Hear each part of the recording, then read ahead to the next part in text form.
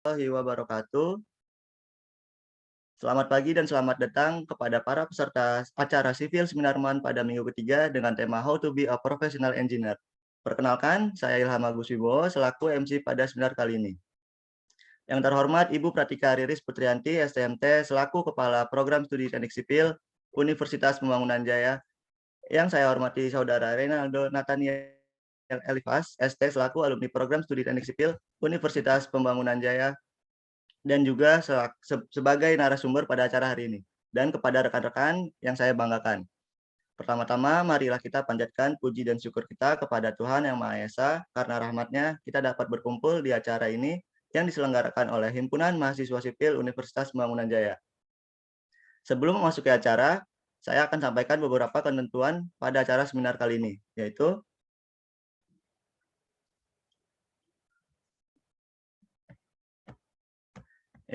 peserta dimohon hadir 10 menit sebelum acara dimulai. ID peserta dalam webinar harus menggunakan format berupa institusi underscore nama lengkap dan merupakan nama asli.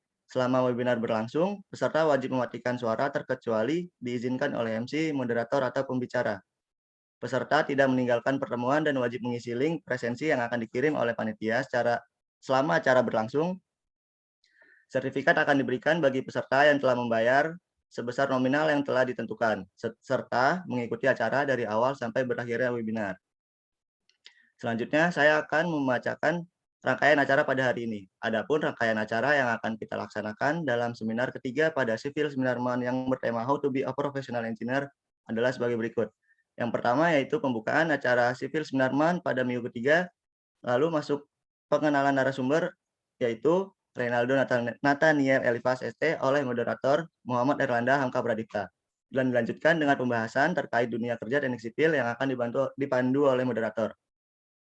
Selanjutnya adalah sesi tanya jawab dengan narasumber oleh moderator, lalu sesi foto bersama, dan yang terakhir adalah penutupan. Baiklah, selanjutnya kita akan memasuki acara inti yang akan dipandu oleh moderator. Kepada Saudara Muhammad Erlanda Hamka Pradipta, saya persilahkan.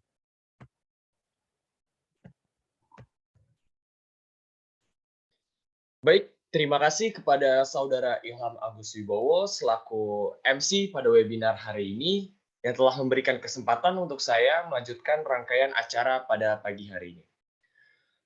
Pertama-tama, Assalamualaikum warahmatullahi wabarakatuh. Selamat pagi dan salam sejahtera untuk kita semua. Apa kabar rekan-rekan? Harus tetap jaga kesehatan walaupun masa pandemi belum benar-benar berakhir, dan juga tetap harus semangat pada webinar di acara Civil Seminar Month yang terakhir ini. Perkenalkan, nama saya Muhammad Erlanda Hamka Pradipta, selaku moderator, mahasiswa Teknik Sipil Universitas Pembangunan Jaya, yang akan membantu acara inti webinar di pagi hari ini. Pada webinar yang di minggu ketiga ini, kita akan membahas terkait menjadi engineer. Berbicara mengenai engineer nih, tentu saja kita tidak akan terlepas di benak kita dari konstruksi, pembangunan, maupun pekerjaan lainnya yang mengarah ke kontraktor. Namun siapa sangka bahwa lulusan jurusan teknik sipil itu tuh masih bisa dapat berkecimpung di dunia pekerjaan yang di luar jurusannya. Dan kebetulan juga narasumber kita pada pagi hari ini ialah Saudara Reynaldo Nathaniel Elifas, ST, selaku Foreman Engineer Mill Construction pada PT Freeport Indonesia. Sekaligus juga beliau adalah alumni Teknik Sipil Universitas Pembangunan Jaya pada kelulusan akademik tahun ajaran 2016-2017. Selamat pagi, Bang Aldo. Bagaimana kabarnya hari ini, Bang Aldo? Selamat pagi, Erlanda. Luar biasa kabarnya. Luar biasa.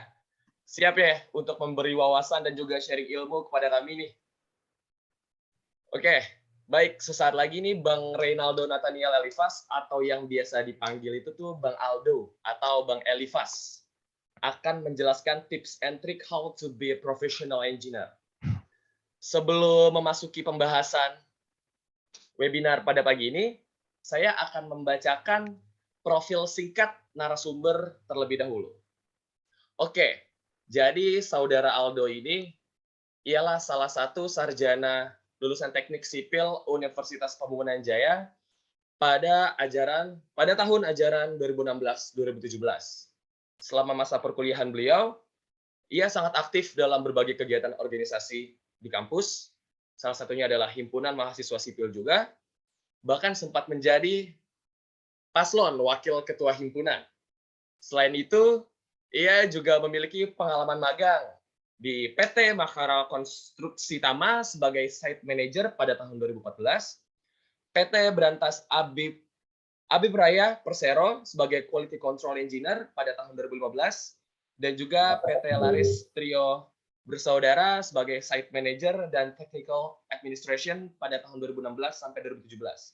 3 PT berturut-turut dalam masih waktu menjadi mahasiswa. Setelah menjadi sarjana teknik sipil Universitas Pembangunan Jaya, Saudara Aldo juga memiliki pengalaman pekerjaan di PT Sayap Mas Utama yang biasa kita kenal Wings Group sebagai Engineering Department Expanding and Maintenance Planner pada Januari 2018 hingga Agustus 2018. Lalu beliau lanjut bekerja pada PT Freeport Indonesia sebagai Foreman Mill Construction hingga saat ini. Begitu untuk pembacaan profil singkat tentang narasumber. Langsung saja nih, kita mulai webinar Civil Seminar Month Week ketiga yang bertemakan How to be Professional Engineer. Untuk Saudara Aldo, waktu dan tempat kami silakan. Oke, terima kasih Bapak Moderator Erlanda. Sebelumnya saya ucapkan dulu selamat pagi. Sekarang jam 9 ya, berarti masih pagi lah ya, masih pagi menjelang siang untuk semua yang ada di sini, Bapak partisipan, dari Ibu Kepala Prodi, Ibu Riris, mungkin ada juga dari dosen-dosen yang ada di sini. Saya ucapkan selamat pagi, terima kasih atas kesempatannya juga kepada panitia karena sudah diberikan kesempatan untuk sharing tentang kehidupan engineer gitu kan. Apalagi kita sebagai lulusan Teknik Sipil Pembangunan Jaya, saya sangat senang sekali bisa sharing sama teman-teman, sharing sama adik-adik, adik junior gitu kan. Apalagi ada saya lihat juga ada saya punya guru SMA saya, Ibu Agus. Selamat pagi Bu, gitu kan. Oke, langsung aja kali ya kita ke sharing session kita. Saya lebih senang ke sharing ya, saya bukan ke arah kalau seminar kan kesannya saya profesional banget, enggak lah, saya masih belum profesional. Jadi saya lebih senang ngomongnya sharing. Kita mungkin bisa sharing, nanti mungkin sistemnya kalau memang sekiranya ada pertanyaan, teman-teman bisa langsung pop up aja di chat supaya nanti moderator catat ya Lan ya. Ya, Bang Aldo, jadi untuk pertanyaan dari peserta bisa langsung di chat direct message ke co-host maupun host yang nanti akan dilemparkan saat di acara terakhir. Oke, di copy kalau gitu. Oke, kita mulai untuk sharing knowledge. Ada pepatah mengatakan tak kenal maka tak sayang gitu kan. Makanya tadi udah sempat di-mention juga profil saya terkait dengan perjalanan karir saya selama ini, tapi ini saya mau coba jelaskan lagi. Profil saya ini ya gitu kan, ada fotonya ini yang mungkin udah kalian lihat di flyer atau di brosur. Nama saya Rinaldo Nathaniel Elifas ST, Sarjana Teknik, dan dengan bangga saya menyatakan bahwa saya lulusan Teknik Sipil Pembangunan Jaya. Saya ini mahasiswa tahun 2013 dengan NIM 2013-09-1008. Saya orang nomor 8 yang mendaftar di sini, gitu kan. Waktu saya angkatan ketiga nih, saya baru angkatan ketiga. Dengan begitu, saya punya experience tadi mungkin udah disebutin, tapi teman-teman bisa lihat lagi. Nomor 1, saya ada di PT Makara Konstruksi Tama sebagai volunteer. Gitu. Nanti ada ceritanya di belakang, saya jelasin saya ngapain aja di situ. Jabatan saya itu engineer. Berantas Abib Raya, internship. Saya magang di situ, set engineer juga. Ada PT Laris Trio atau LTB, set engineer dan technical administrasi. Terus di PT Sayap Mas Utama atau yang biasa kita bilang Wings, teman-teman juga pasti tahu Wings, mie sedap. Nah, itu sabun-sabunnya juga banyak tuh. Itu saya di bagian ekspansi dan maintenance engineer area Sumatera. Jadi satu Sumatera itu saya kelilingin semua hanya untuk ekspansi dan maintenance. Nah, berikutnya saya di PT Freeport Indonesia sebagai foreman atau engineer. Sectionnya mill construction. Foreman itu mungkin kalau teman-teman yang masih belum copy, foreman mungkin bahasa kerennya supervisor lah, supervisi. Bahasa agak turun lagi dikitnya mandor gitu kan. Mandor. Tapi enggak lah, enggak mandur-mandur amat. Tetap ada yang namanya sisi engineering yang harus saya pertimbangkan dalam setiap hal yang saya buat di sini. Itu tak kenal maka tak sayang. Jadi ya inilah kurang lebih saya punya perjalanan karir gitu kan. Oke, kita masuk ke sharing session nomor 1. Ini dari panitia, mereka minta ke saya, poin pertamanya adalah arahan setelah lulus. Arahan setelah lulus. Oke, arahan setelah lulus saya mau mulai dari, ini intinya kehidupan pribadi saya semuanya ya. Saya itu mulai semuanya itu dari yang namanya mimpi. Ya, dari mimpi itu saya mulai semuanya, saya pengen punya cita-cita, saya pengen punya tujuan, itu semua saya rumuskan sebelum saya lulus gitu. Bahkan dari saya waktu masih SD, mungkin ada ibu guru saya di situ tahu, saya dari kecil tuh cita-cita saya pengen jadi dokter, ibu itu tahu gitu loh. Nah, terus dari mimpi itu, dari cita-cita itu, kita harus bisa menentukan yang namanya target. Dari target yang sudah kita buat, akhirnya kita merancangkan suatu rencana. Nah, dari rencana itu, harapannya kita bisa mencapai itu yang namanya mimpi kita, cita-cita kita, tujuan kita. Nah, ini 3 hal ini yang dalam prinsip hidup saya ini sangat berkaitan. Dan ya, saya sangat bersyukur saat ini ya masih bisa berjalan sesuai dengan target saya, sesuai dengan cita-cita saya, sesuai dengan rencana saya. Gitu. Bahas soal mimpi. Tadi saya sempat mention, mimpi saya pertama kali waktu masih SD, itu saya pengen banget jadi namanya dokter. Gitu kan. Itu cita-cita saya dari dulu, saya pengen jadi seorang dokter. Tapi cita-cita saya yang paling utama selain menjadi dokter adalah saya pengen membahagiakan saya punya orang tua. Itu prinsip dalam hidup saya. Saya pengen bahagiakan saya punya orang tua. Sementara kalau untuk jadi dokter, saya harus membebani orang tua saya dengan biaya yang tidak sedikit. Jadi di situ saya begitu saya lulus SMA, itu saya langsung gambling lah kasarnya. Gambling, saya waktu itu saya ikutan SBM, saya langsung masukkan satu universitas top, satu universitas negeri untuk kuliah dokter. Dengan harapan kalau ini diterima, ya berarti memang sudah jalannya Tuhan saya masuk di sini. Tapi kalau enggak, ya saya sekalian lihat-lihat dengan kondisi lingkungan waktu itu, kondisi situasi politik waktu itu, yang memungkinkan ke depannya ini akan banyak konstruksi gitu, akan banyak pembangunan. Jadi saya mikir ini gimana ya kampus yang kira-kira enak gitu untuk dekat dari rumah. Kebetulan saya juga rumah di Bintaro, tapi tetap sama targetnya, tujuannya tetap sama gitu loh. Maksudnya gimana sih Bang? Targetnya, tujuannya tetap sama gitu. Ya kita harus namanya plan, merencangkan lagi, merancangkan ulang ketika realita tidak sesuai dengan ekspektasi, kita harus yang namanya punya plan B. Ya, mungkin kita punya plan A, tapi kalau plan A itu kan nggak selalu berjalan dengan kita punya tujuan, nggak selalu berjalan dengan kita punya mau, tapi harus ada siapin namanya plan B. Jadi perencanaan itu penting, perencanaan jangka panjang. Ya, gimana tuh Bang? Contohnya Bang, ini dalam kehidupan gue lagi, dalam kehidupan saya pribadi lagi, ini tadi yang saya pengen jadi seorang dokter, saya merubah rencana saya jadi seorang engineer, jadi seorang sarjana teknik sipil. Apa nyambungnya ya Bang? Nyambungnya gimana ya? Tujuan saya jadi dokter itu, tujuan saya jadi dokter itu untuk membantu teman-teman yang mungkin secara finansial nggak mampu untuk mendapatkan pelayanan yang waktu itu BPJS itu belum terkenal sekarang, mendapatkan pelayanan yang layak supaya mereka dapat sembuh dari penyakitnya mereka. Itu tujuan pertama saya. Ya, jadi saya lihat tuh banyak banget orang yang mungkin kehilangan nyawanya karena itu nggak mau datang ke rumah sakit karena takut bayarnya nggak sanggup, takut nanti biayanya bengkak, takut gimana itu. Jadi gimana Bang? Cara nyambunginnya? Cara nyambunginnya dengan saya jadi engineer, saya berharap saya bisa bikin rumah sakit. Nah ini impian saya, ini mimpi saya yang paling besar yang belum kecapai sampai sekarang.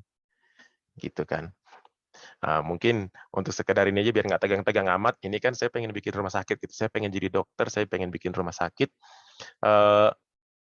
ternyata ya Tuhan mungkin caranya lain gitu ya. Caranya Tuhan lain, saya akhirnya dipertemukan dengan calon saya, ada calon saya juga nonton di sini, dokter gitu kan. Ya mungkin bisa berkolaborasi nanti akhirnya untuk mencapai saya punya mimpi, saya punya cita-cita, tujuan gitu.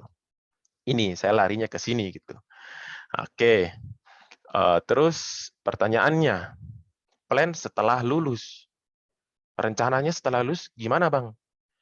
Ketika kita merencanakan sesuatu setelah kita melakukan sesuatu, itu menurut saya jadi salah. Jadi salah. Yang betul adalah kita merencanakan sesuatu sebelum kita melakukan sesuatu, sebelum lulus gitu loh. Plan sebelum lulus. Itu yang menurut saya paling cocok. Nah, ini kembali lagi ke pengalaman saya pribadi. Saya tuh waktu itu sebelum lulus saya ngapain sih? Mungkin teman-teman bingung kali ya. Ini Abang Aldo lulusan 2017, tapi kok tadi Abang Erlanda udah kasih tahu dia kerja dari 2016. Nah, itu yang mesti dicari tahu. Dan ini saya mencoba share sama teman-teman sekalian, sama rekan-rekan sekalian. Semoga harapannya bisa berfungsi, bermanfaat bagi kita ke depannya gitu loh. Oke. Nah, ini dia. Teman-teman bisa lihat di sini yang kita maksud adalah manusia terhubung dengan manusia, terhubung lagi dengan manusia, akhirnya bercabang lagi manusia jadi 3. Nah, ini bisa saya bilang namanya channeling atau networking. Pertanyaan yang mungkin muncul, Bang, gua kan masih SMA nih, Bang, gua masih kuliah nih. Nggak mungkin dong gua deket-deketin sama investor kayak sama orang-orang yang berpengaruh kayak gimana. Yang namanya channeling, yang namanya networking itu nggak harus memikir jauh-jauh banget terkait dengan kita punya kesempatan untuk berkarya lebih dini gitu. Ya nggak salah juga sih, nggak salah juga, tapi nggak harus sejauh itu mikirnya gitu loh. Channeling yang paling dekat yang bisa gue sampaikan adalah seperti ini. Ya. Jadi kita bisa channeling sama kita punya teman, sama kita punya senior, sama kita punya junior, sama kita punya dosen, sama kita punya orang tua, bahkan channeling di organisasi itu menurut saya sangat penting. Saya bahas dari teman. Oke, siapa yang tahu di sini teman kamu yang ada di sebelah sekarang ini, yang lagi nonton, ya, yang lagi nonton teman ada di sebelah ini, ke depannya dia punya perusahaan. Siapa yang tahu? Siapa yang tahu juga kalau misalkan kamu 10 tahun mendatang kamu akan jadi supplier besi terbesar di Indonesia. Nggak ada yang tahu. Tapi kita harus melakukan yang namanya networking channeling. Gimana caranya, Bang? Ya kita harus berperilaku baik, kita harus beretika baik terhadap semua orang yang ada di sekitar kita. Jangan karena kamu melihat, ini dia orangnya ugal-ugalan, ini dia orangnya senangnya gini-gini terus, senangnya ya nggak bener, akhirnya gue nggak mau temenin. Bukan berarti kita harus bertemanan sama yang nggak bener, nggak juga. Tapi minimal kita menjaga relasi lah. Menjaga relasi itu penting. Kenapa saya bilang? Karena mostly perjalanan karir saya itu dibangun dari relasi. Mostly dari relasi. Ya, dari senior kita, dari junior, dari dosen, mungkin bapak-bapak dosen atau ibu-ibu dosen ada yang punya proyekan gitu kan, kita mau ambil ilmu, Bu, gimana Bu? Ada nggak yang bisa saya masuk untuk ambil ilmu? Ya gitu. Orang tua, Abang itu orang tuanya privilege-nya oke banget, orang tuanya tajir melintir gini-gini, dia mah pasti gampang buka usaha gini-gini. Ya itu memang privilege itu memang ada. Di sebagian besar orang memang ada, tapi tinggal kita manfaatkan atau tidak. Ya, jadi kita nggak bisa salahkan juga orang punya privilege lebih. Nah, tinggal kamu bikin gimana caranya supaya privilege saya tuh lebih besar daripada orang lain. Dan yang paling penting dari segalanya, menurut saya adalah organisasi. Contoh, organisasi yang paling dekat himpunan mahasiswa untuk teman-teman kampus. Kalau untuk teman-teman yang masih SMA, yang baru mau kuliah, mungkin OSIS. Atau mungkin di luar dari kehidupan akademik, mungkin organisasi di masjid, organisasi di gereja, menurut saya itu sangat penting. Ya, kenapa menurut saya sangat penting? Karena rata-rata dari semua perjalanan karir saya yang tadi kita baca itu berawal dari organisasi gereja. Ya, saya itu selama saya kuliah, bahkan dari saya SMA, saya itu selalu berusaha memberikan yang terbaik dalam segala aspek kehidupan. Jadi saya waktu itu saya sambil kuliah, terus saya jadi guru privat juga untuk ngajarin anak masih sekolah dasar waktu itu. Ada orang tua dari gereja juga yang minta tolong supaya anaknya dibimbing lah. Terus saya juga aktif sebagai ketua pemuda waktu itu. Dan dari situlah saya punya peluang yang baik. Gimana caranya itu, Bang? Nah, waktu saya jadi ketua pemuda, saya dekat sama, enggak dekat sih, kenal, habis itu baru dekat sama majelis gereja. Majelis gereja itu waktu itu beliau mengetahui kalau saya bersekolah di Pembangunan Jaya jurusan Teknik Sipil. Sementara waktu itu gereja mau bikin yang namanya gedung serbaguna. Mungkin teman-teman pasti tahu gedung Maleo kan? Gedung Maleo di sektor 9, ada gedung warna putih. Nah, itu saya ada campur tangan saya di situ. Bapak majelis ini datang di saya. Dia bilang, "Aldo, kamu mau nggak? Kamu kan sarjana apa nih, lagi sekolah teknik sipil. Mau nggak kamu bantu jaga?" Nah, gitu. Cuman berawal dari situ aja, itu udah banyak banget peluang terbuka. Nah, jadi channeling ini tujuannya buat apa sih? Yaitu namanya kita cari opportunity, kita cari kesempatan. Segala macam kesempatan itu tuh kita buka, istilahnya kalau ini tebar jala lah, gitu kan. Tebar jala dengan kasih lihat kita punya kualitas diri gitu loh. Wih, gue bagus nih, saya bagus nih. Gue bisa kok dikasih opportunity seperti ini, bisa kok dikasih peluang seperti ini. Nah, pertanyaan berikutnya, setelah dapat peluang itu, Kan ada yang ngelewatin. setelah dapat opportunity itu, apa yang harus kita lakukan? Kita harus men-challenge diri kita sendiri. Mungkin ada dalam benak teman-teman sekalian, dalam benak rekan-rekan sekalian, Bang, gue ditawarin ini nih, untuk jadi pengawas lapangan, di proyek ini, proyek gede, anggaplah proyek by exchange gitu kan. Proyek besar nih, tapi saya nggak ngerasa saya punya ilmu yang cukup. Nah, di situ kita salah. Kita tuh harus merasa kita mampu, kita harus challenge diri kita sendiri. Saya bisa kok handle proyek ini, saya bisa kok yang namanya urus manpower, saya bisa kok ini bikin schedule, bikin apa. Semua tuh berawal dari yang kecil, semua tuh nggak ada yang langsung lari. Bayi aja jalan dulu, merangkak dulu, baru dia mulai berdiri, baru dia mulai lari. Ya, habis kita challenge diri kita sendiri, harapannya kita itu bisa level up. Kita tuh bisa menaikkan kita punya ilmu, menaikkan kita punya kalau derajat salah kali ya, ilmu lah, kita bilangnya ilmu buat diri kita sendiri, dengan harapannya dengan kita satu tahap di atas dari orang lain, ya harapannya kita bisa menduduki podium pertama dalam setiap kesempatan gitu loh. Ya anggaplah ginilah, misalkan kita punya 5 teman baik gitu kan. Saya tahu si A ini orangnya selalu ada buat saya. Begitu saya ada masalah, saya langsung cerita sama dia. Bukan sama si orang nomor 2, bukan sama seorang nomor 3, tapi selalu cerita sama dia. Nah, itu gimana cara kita memposisikan supaya kita selalu ada di top priority gitu loh. Nah, itu tujuannya apa sih Bang? Setelah opportunity itu udah dikerjain, kita udah level up, kita udah ada pangkat level 1. Nah, sekarang gimana? Ya tujuannya itu cuman di kita punya resume, di kita punya CV, kita membekali diri kita sendiri, mempersenjatai diri kita sendiri supaya kita siap berperang di kemudian hari. Kenapa saya bisa bilang begitu? Jangan malu-malu kalau misalkan kalian, aduh Bang, ini cuma proyek kecil, gue waktu itu cuman bangun rumah tetangga doang, tapi luasnya 1 hektar ya, rumah tetangga 1 hektar gitu kan, minta maaf, gede juga gitu kan. Jangan malu hati untuk masukin itu ke dalam CV kalian, ke dalam resume kalian. Karena ketika kalian apply di suatu perusahaan, itu kalian akan dilihat semuanya dari record kalian, masuk di mana aja, udah ngapain aja, bikin apa aja, itu penting. Dari resume tersebut, harapannya dengan sekali melihat kalian punya, anggaplah IP kalian lumayan gitu kan, IP kalian lumayan dengan bekal pengalaman banyak, harapannya HR juga nggak pilih pusing-pusing banget gitu, langsung dijabat tangan gitu kan, oke Pak, ya kita bisa terima Bapak sebagai karyawan di sini gitu, harapannya. Ya, jadi intinya adalah kita harus bisa selalu one step ahead, 1 langkah lebih di depan ketimbang orang-orang yang ada di sekitar kita. Karena harus kita ingat prinsip yang namanya frenemies.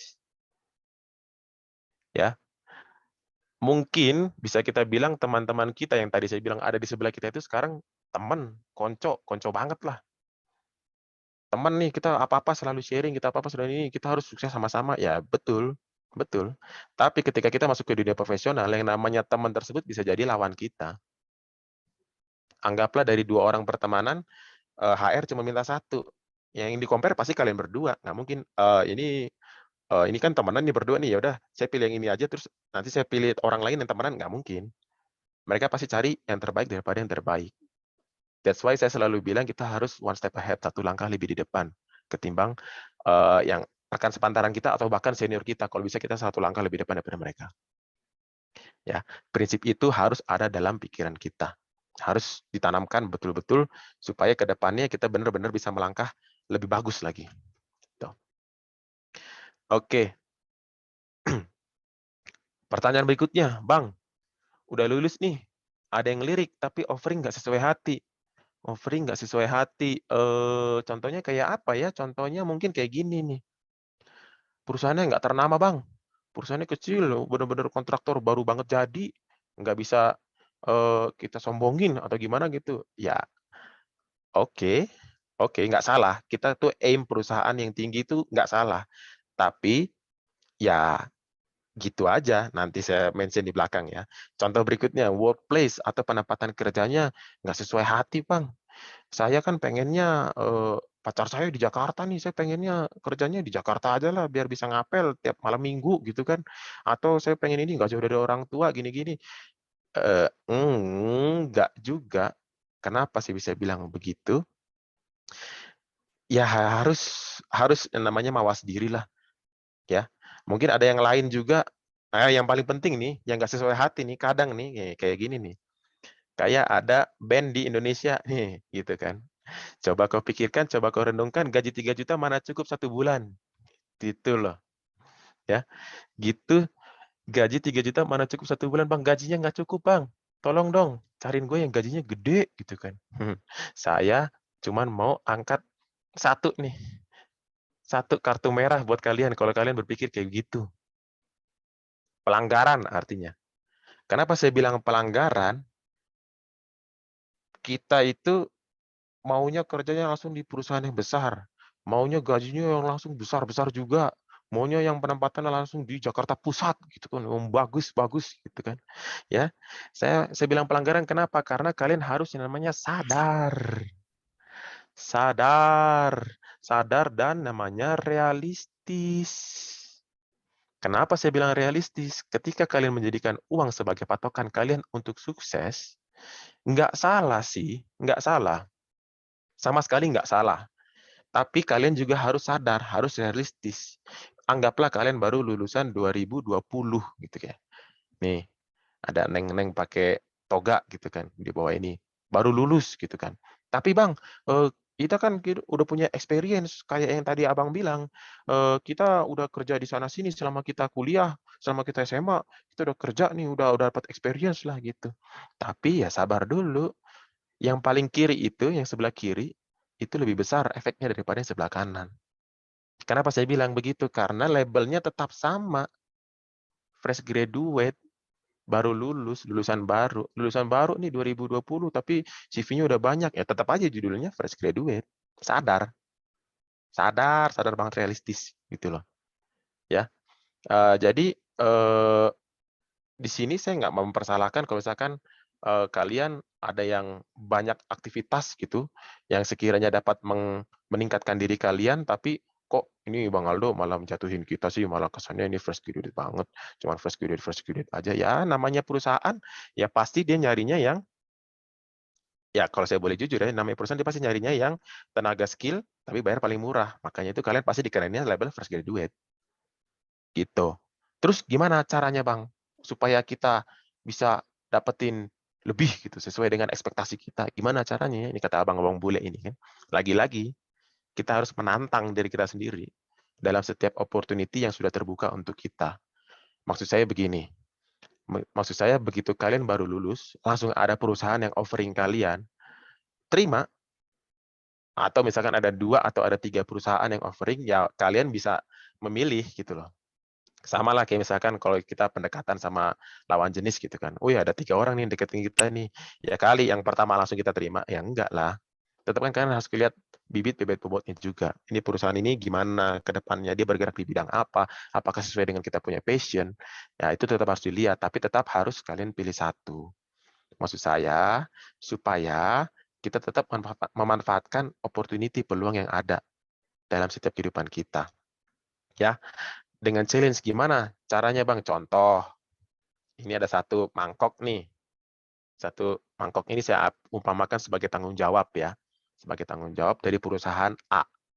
Misalkan Aldo, saya percayakan kamu sebagai seorang scheduling, orang yang merencanakan rencana-rencana kerja setiap harinya, setiap minggunya, setiap bulannya, sampai nanti akhirnya jadi report, misalkan gitu. Do, nih tugas tanggung jawab kamu, scheduling. Oke Pak, saya copy. Nanti saya kerjakan. Selama kamu mengerjakan tanggung jawab ini, selama kamu mengerjakan satu mangkok ini, mungkin nanti dia akan terisi mangkok ini dengan full, dan akhirnya akan meluap gitu kan, karena kita pasti ada pembelajaran dalam setiap pekerjaan kita tuh pasti ada pembelajaran, pasti kita akan ada improve, tapi challenge yang saya maksud adalah bukan yang seperti ini. Kalau kita mengerjakan tugas dan tanggung jawab yang diberikan, itu udah biasa. Itu kita udah SMA, dari zaman SMA juga kita dikasih tugas nih, dikasih PR nih 10 nomor, kerjain. Oke Bu, ini tugas kuliah nih, tolong kerjain dengan standarnya seperti ini. Oke Bu, kita kerjakan sesuai dengan standar, tapi tidak seperti itu. Yang saya lakukan pada waktu itu adalah, saya minta mangkok kedua, bahkan mangkok ketiga. Saya minta. Contoh lagi, misalkan saya dikasih tanggung jawab tadi sebagai scheduler. Schedulernya untuk proyek pembangunan UPJ, misalkan UPJ Gedung C. Wih, UPJ Gedung C kita mau bangun nih. Dok, tolong kamu jadi schedulingnya ya. Kamu jadi schedulingnya. Oke Pak, mangkok keduanya itu saya isi dengan apa? Mungkin saya isi dengan material kontrolnya. Berdasarkan dari schedule, minggu ke depan kita harus bisa sampai fondasi nih, fondasinya gedung UPJ lantai C. Berarti saya coba komunikasikan terkait dengan materialnya dia, tanggal sekian, hari sekian, material besi harus sampai, material kayu harus sampai. Ini saya ambil tanggung jawab lebih, saya ambil mangkok kedua saya. Mangkok ketiganya seperti apa? Mungkin di luar dari scheduling, di luar dari material, saya ambil juga turun di lapangan. Saya lihat, saya sebagai engineer, saya lihat, oh mereka punya teknik pemasangan seperti ini ya. Oh mereka punya teknik kerja seperti ini ya. Ya, jadi dari pengambilan tanggung jawab itu ya mungkin ada beberapa institusi atau ada beberapa perusahaan yang kita harus izin dulu. Tetap harus ada etikanya untuk menyampaikan, untuk ngambil mangkok kedua, mangkok ketiga. Mungkin kita datang ke kita punya bos, Pak bisa nggak saya bantu juga sekalian sama material. Mbak, boleh nggak kita sekalian juga bantu ngawasin di lapangan dikit-dikit quality control lah, misalkan gitu. Boleh, harus ngomong, harus ngomong. Intinya etika kita tuh harus tetap ada. Jangan ujuk-ujuk kita ngambil mangkok orang lain, ngambil lagi mangkok orang lain, akhirnya orang marah ya, akhirnya orang nggak senang. Tetap harus ada etikanya yang kita junjung tinggi dalam kita dunia profesional. Ya, jadi dari example dari contoh 3 mangkok ini yang saya maksud adalah kita harus explore. Ya, kita harus terus mengeksplor diri kita, harus terus nge-push diri kita, harus terus challenge diri kita supaya kita mendapatkan yang namanya value, nilai. Nilai diri kita tuh berapa sih? Nilai diri kita tuh apa sih? Supaya kita tahu gitu loh. Tahu dulu, minimal kita tahu. Kalau bukan diri kita sendiri yang tahu nilai kita apa, masa kita harapin orang lain tahu? Masa kita harapin moderator Erlanda tahu apa sih nilainya Bang Aldo? Apa sih nilainya Abang Bowo gitu kan? Tahu dulu nilainya kamu dengan cara kamu mengeksplor dirimu sendiri, dengan cara kamu men-challenge dirimu sendiri juga. Ya, seperti yang sudah teman-teman sering nonton juga gitu ya. Ya kan ada Abang Spiderman gitu pakai headset sama kayak gue. Dia lagi dengerin saya tuh gitu kan. Abang Spiderman bilang di film ada quote-nya, dibilang with great power comes great responsibility. Ya. Tapi kalau misalkan tadi patokan kalian sukses itu dengan punya uang banyak, ya ini kalian harus terima ini.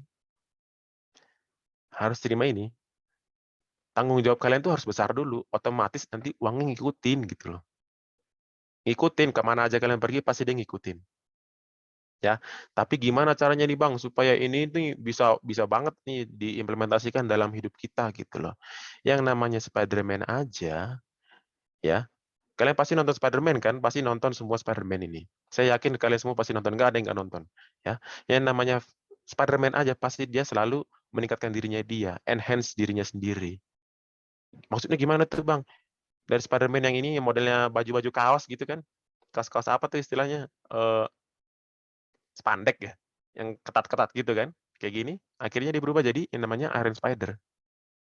Dari yang dia cuma bisa ngangetin badannya dia, sampai akhirnya dia bisa terbang, sampai dia bisa jadi ngeluarin apa tuh istilahnya kayak yang laba-laba itu kayak claw-claw-nya, cakarnya di belakang, atau bahkan dia bisa sampai nge-aim targetnya itu, ini tadinya cuma aim target manual pakai tangan, akhirnya dia bisa target otomatis pakai bantuannya siapa nih?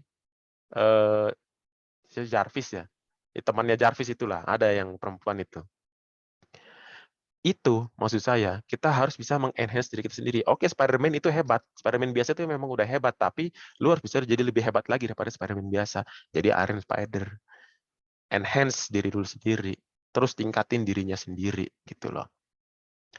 Oke, itu mungkin sharing session pertama untuk bagian yang tadi plan sebelum lulus. Jadi saya selalu tekankan teman-teman untuk terus mengimprove diri selagi kalian masih punya waktu lebih banyak ya. Nah, sekarang poin nomor 2, ada pertanyaan juga dari teman-teman. Plus minusnya jadi seorang engineer, terutama saat masih berlabel fresh graduate. Plus minus, kurang lebihnya. Yang bisa saya sampaikan adalah nomor 1, seperti ini. Ketika kita menjadi seorang fresh graduate, ya, itu pasti yang namanya teori lebih besar ketimbang praktikal. Itu pasti. Ya, biarpun kalian selama kuliah atau selama masih duduk di bangku SMA udah banyak-banyak pengalaman, tapi pasti ada aja orang di lapangan yang lebih pintar daripada kita perihal praktikal. Perihal praktek lapangan lah, ya. Oke, teorinya contoh kalau misalkan di dunia teknik sipil ya. Contoh, Bang, ini untuk bikin kolom gedung UPJC itu membutuhkan pembesian rebar 28 sebanyak 6 biji yang vertikal dengan pinggangannya rebar 12, jarak-jarak 30 cm. Oke, itu secara teori memang kita mengerti, memang kita paham sebagai sarjana, gitu kan. Tapi praktikalnya di lapangan kalian kebayang nggak gimana cara pasang itu? Pembesian ada 6 biji berdiri, harus ada ringnya, kebayang nggak? Ngerti nggak? Tahu nggak? Apakah kita kasih tidur dulu itu rebar, pembesiannya, terus kita masukin ringnya semua jarak-jarak 30 cm, terus cara ngikatnya gimana Bang ya? Terus cara berdirinya gimana Bang ya? Nah, itu yang mesti kita dapatkan di lapangan sebagai fresh graduate, sebagai fresh engineer. Itu cuma nilai praktikal itu kita dapatnya di lapangan. Mungkin teori ada dosen kita mungkin Pak Agus dia kasih tahu ini kalau ini ukuran kolomnya harus ukuran segini, ini harus pakai besi segini, nah supaya dia kuat nahan beban segini. Nah, itu mungkin kita bisa dapat di dunia perkuliahan, tapi yang namanya praktikal itu kita harus learning by doing. Nggak bisa kita semata-mata datang sebagai fresh graduate jadi dewa gitu. Jadi dewa langsung, "Woi, saya tahu semuanya ini pasti begini, ini pasti begini, ini pasti begini." Enggak. Pasti ada yang lebih pintar daripada kita dan kita harus humble, harus mau belajar, bukan meninggikan diri atas kita punya title, ya. Tapi ya kita harus bisa belajar sama mereka. Praktikal di lapangan itu sangat penting, ya. Nomor 2, nah ini, ini maksudnya bunglon tapi bukan dalam konotasi negatif ya. Kalau negatifnya kan mungkin, lu jadi temen bunglon amat, gini cepet-cepet nyamar, enggak begitu konsepnya, ya. Ya tapi bunglon yang saya maksud di sini adalah yang saya ambil positifnya sebagai hewan yang cepat beradaptasi terhadap lingkungannya. Itu yang tadi saya bilang. Misalkan kita panik nih, kita begitu masuk di dunia kerja, di dunia profesional, kita panik. Aduh, gimana nih? Kira-kira bisa nggak ya kita ngurus manpower, ngurus material, ngurus schedule, ngurus jadwal gitu kan? Bisa nggak ya kita? Nah itu kita harus namanya adaptasi, beradaptasi dengan cepat.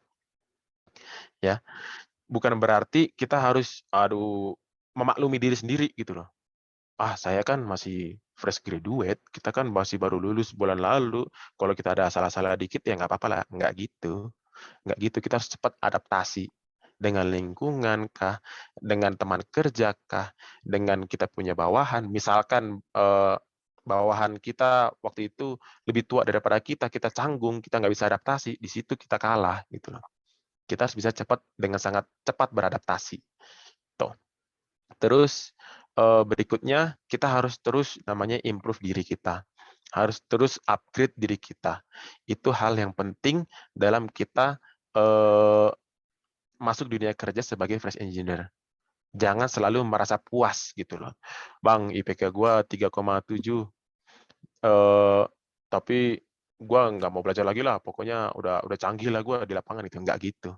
Nggak gitu. Sebagai seorang engineer yang bijak, sebagai orang engineer, itu kita harus mau terus belajar. Karena dalam setiap pekerjaan kita tuh pasti ada saja yang bisa kita pelajari. Pasti ada.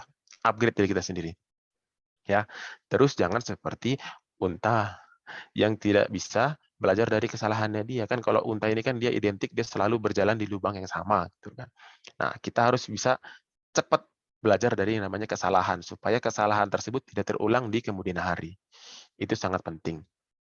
Ya, itu 4 poin yang mungkin sebagian besar kita jelaskan, tapi ini ada beberapa poin yang menurut saya sih sangat penting sebagai seorang engineer.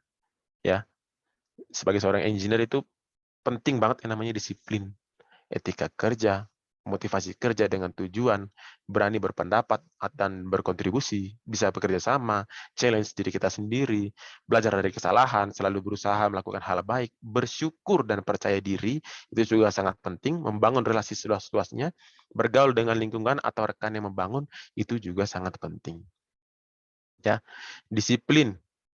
Kenapa saya bilang begitu? Karena dengan disiplin, kita punya etika kerja itu pasti ada. Pasti. Contoh paling sederhana, kita ada kelas jam 8 pagi, kita datang aja jam setengah 8 kek, jam 8 kurang 15, itu sudah termasuk disiplin. Karena kita punya etika. Ya, kita menghargai kita punya dosen, kita menghargai kita punya guru, dari situ kita bisa mendapatkan lebih gitu loh. Karena guru juga pasti mention gitu. Oh, anak ini selalu datang tepat waktu nih. Oh, anak ini nih nggak pernah terlambat nih. Jadi kalau misalkan kita ada perlu sama guru, sama dosen, itu pasti mereka mau bantu. Pasti. Saya berani jamin. Ya. Terus sebagai engineer juga kita punya motivasi. Kita punya tujuan juga. Harus jelas gitu loh. Jangan sampai kita masuk ke perusahaan ini tuh motivasinya cari jodoh. Ya kalau memang kalian cita-citanya punya jodoh ya nggak masalah gitu loh, nggak masalah. Tapi kalau misalkan kalian cita-citanya pengen jadi engineer yang baik, baru kalian misalkan salary-nya atau bayaran bulanannya nggak sesuai, terus kalian ngerasa jadi loyo, motivasinya nggak ada, ya itu salah. Karena kalau saya sebagai fresh graduate, saya waktu itu sebagai fresh graduate itu tujuan saya cuma satu, saya pengen ambil ilmu sebanyak-banyaknya dimanapun saya ditempatkan. Dimanapun saya ditempatkan. Ya, saya bisa bilang begini karena yang tadi saya ada di-mention di Laris Trio Bersaudara itu, saya langsung ditempatkan di Jawa Tengah. Ya, nanti saya sharing di bagian akhir. Ini hanya sekilas highlight aja supaya teman-teman nanti pay attention lagi di belakang. Motivasinya tuh harus benar, tujuannya tuh harus benar supaya kita bisa menjalankan disiplin dan etika yang baik. Jadi ini pokoknya semuanya saling bersambung lah, saling nyambung. Nggak ada yang jalan-jalan sendiri gitu. Dan mungkin poin berikutnya yang lebih penting, ini ada 2 poin lagi, yaitu bersyukur sama poin paling terakhir bergaul dengan lingkungan atau rekan yang membangun. Nanti juga akan saya jelaskan di akhir, ketika saya menjelaskan pengalaman pribadi saya lah. Oke, ini berikutnya, oke. Ini poin juga dari teman-teman panitia. Mereka menanyakan, Bang, gimana kalau sekiranya kita kerja di environment yang toksik gitu, environment yang beracun, yang kira-kira bikinnya nggak sehat gitu. Gimana ya caranya ya? Saya kasih tahu sama teman-teman sekalian, yang namanya dunia profesional itu yang namanya orang atau environment, lingkungan yang toksik itu pasti ada. Itu pasti ada, nggak mungkin nggak ada. Biar 1-2 orang, biar satu kelompok atau berapa, itu pasti ada dalam setiap perusahaan. Mau sebesar apapun perusahaannya, itu pasti ada. Ya, gimana cara kita menanggulangi? Cara saya menanggulangi, ya, itu anggaplah ini saya pelajari juga dari internet dan ini cukup membuka wawasan saya. Anggaplah ini ada satu handphone, ya. Handphone ini kita beratnya berapa sih? Paling nggak nyampe 300 gram, 400 gram itu nggak nyampe. Ya, kelihatan nggak sih handphonenya? Ya, jadi ini bening ya. Oke, anggaplah ini ada handphone, terus ini kita pegang selama 1 menit. Dari yang beratnya 200 gram, mungkin habis 1 menit ya masih jadi 250 gram lah. Kita pegang lagi jadi 1 jam, ya mungkin jadi sekitar 500 gram lah. Tapi kalau kita angkat begini terus selama 1 hari, 24 jam, lama-lama kan kita jadi kram juga kan. Kita jadi nggak bisa bergerak juga. Tuh. Tangan jadi nggak bisa berfungsi sebagaimana mestinya. Nah, ini tuh saya umpamakan sebagai omongan orang lah, cibiran orang terhadap kita. Ketika kita masuk dunia profesional, pasti ada aja yang ngomongin kita. Si Aldo tuh orangnya kok sok-sok beretika banget ya. Si Aldo tuh orangnya kok sok-sok pinter banget ya. Si Aldo tuh orangnya kok sok-sok tepat waktu banget ya. Itu pasti ada. Nggak mungkin nggak ada. Nah, itu bayangkan omongan orang itu sebagai satu handphone yang saya pegang ini. Ketika kita memikirkan omongan orang itu selama 1 menit, ya mungkin ya nyantai aja lah, biasa.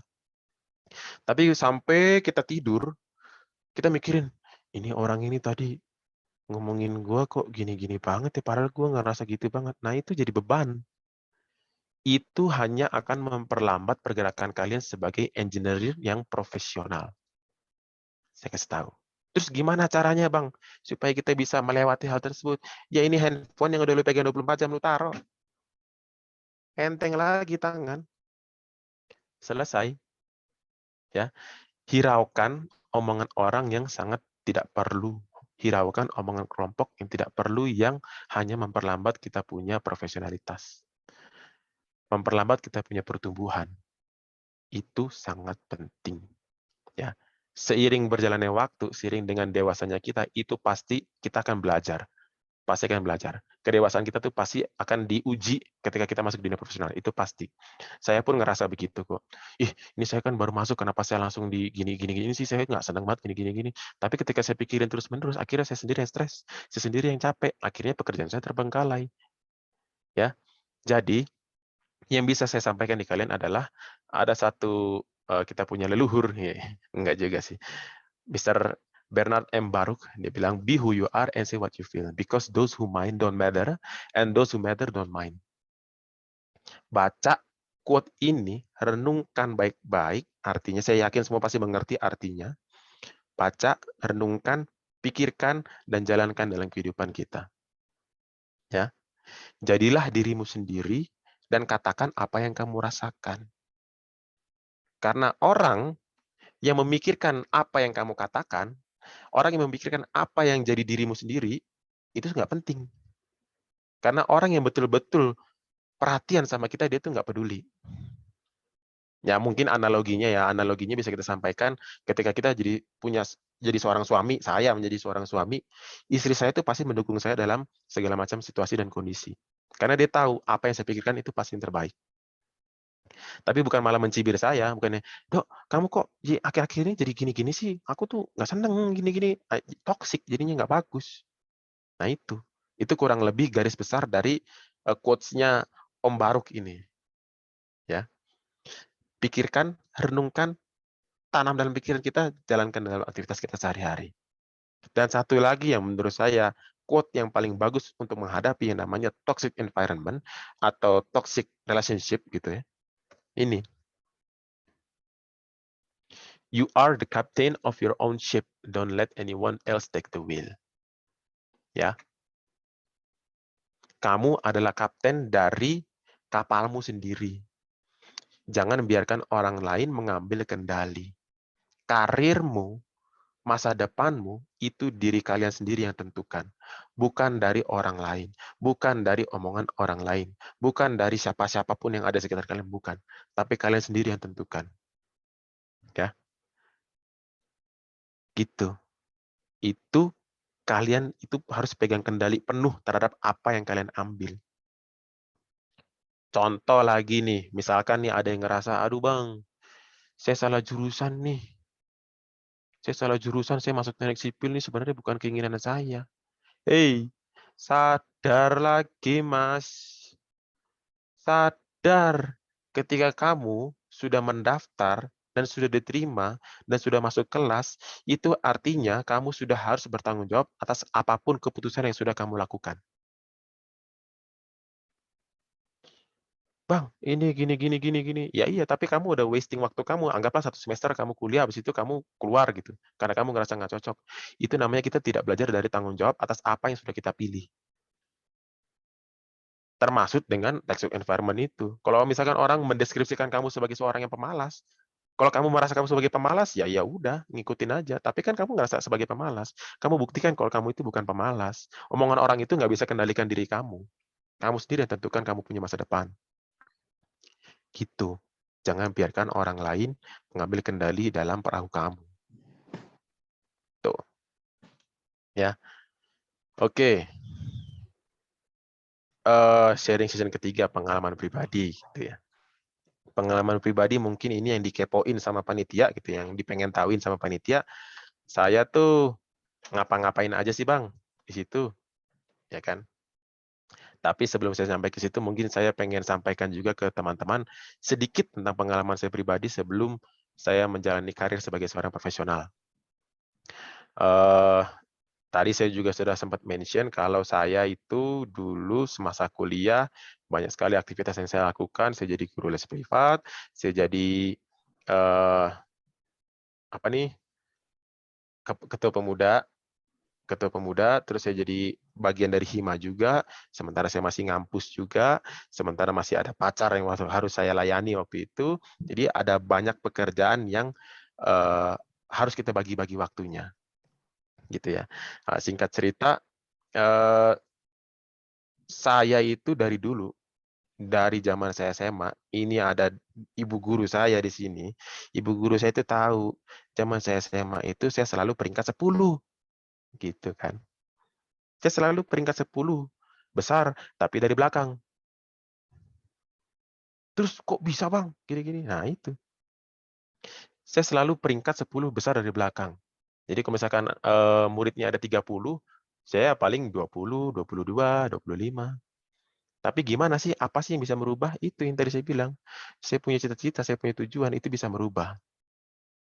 Dengan saya punya harapan besar, saya masuk di Universitas Pembangunan Jaya waktu itu.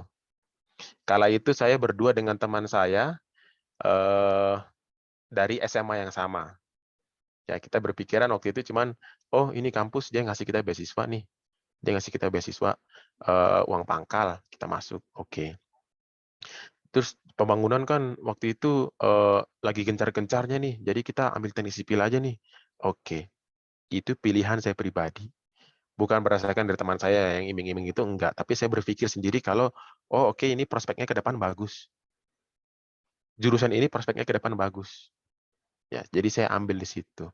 Saya ambil, saya mulai belajar di situ, dan mulailah saya berteman sama teman-teman ya, mungkin kalau ada Pak John di sini, kalau ada Pak John dia kenal, kalau ada Pak Agus juga dia kenal, sampai kita dijuluki teman-teman yang namanya Bravo 5. Ya, itu isinya 5 orang, maba semua, culun-culun gitu kan. Masih lucu-lucu lah mukanya, masih lugu-lugu gitu. Kenapa kita dijuluki Bravo 5? Karena kita kemana-mana berlima.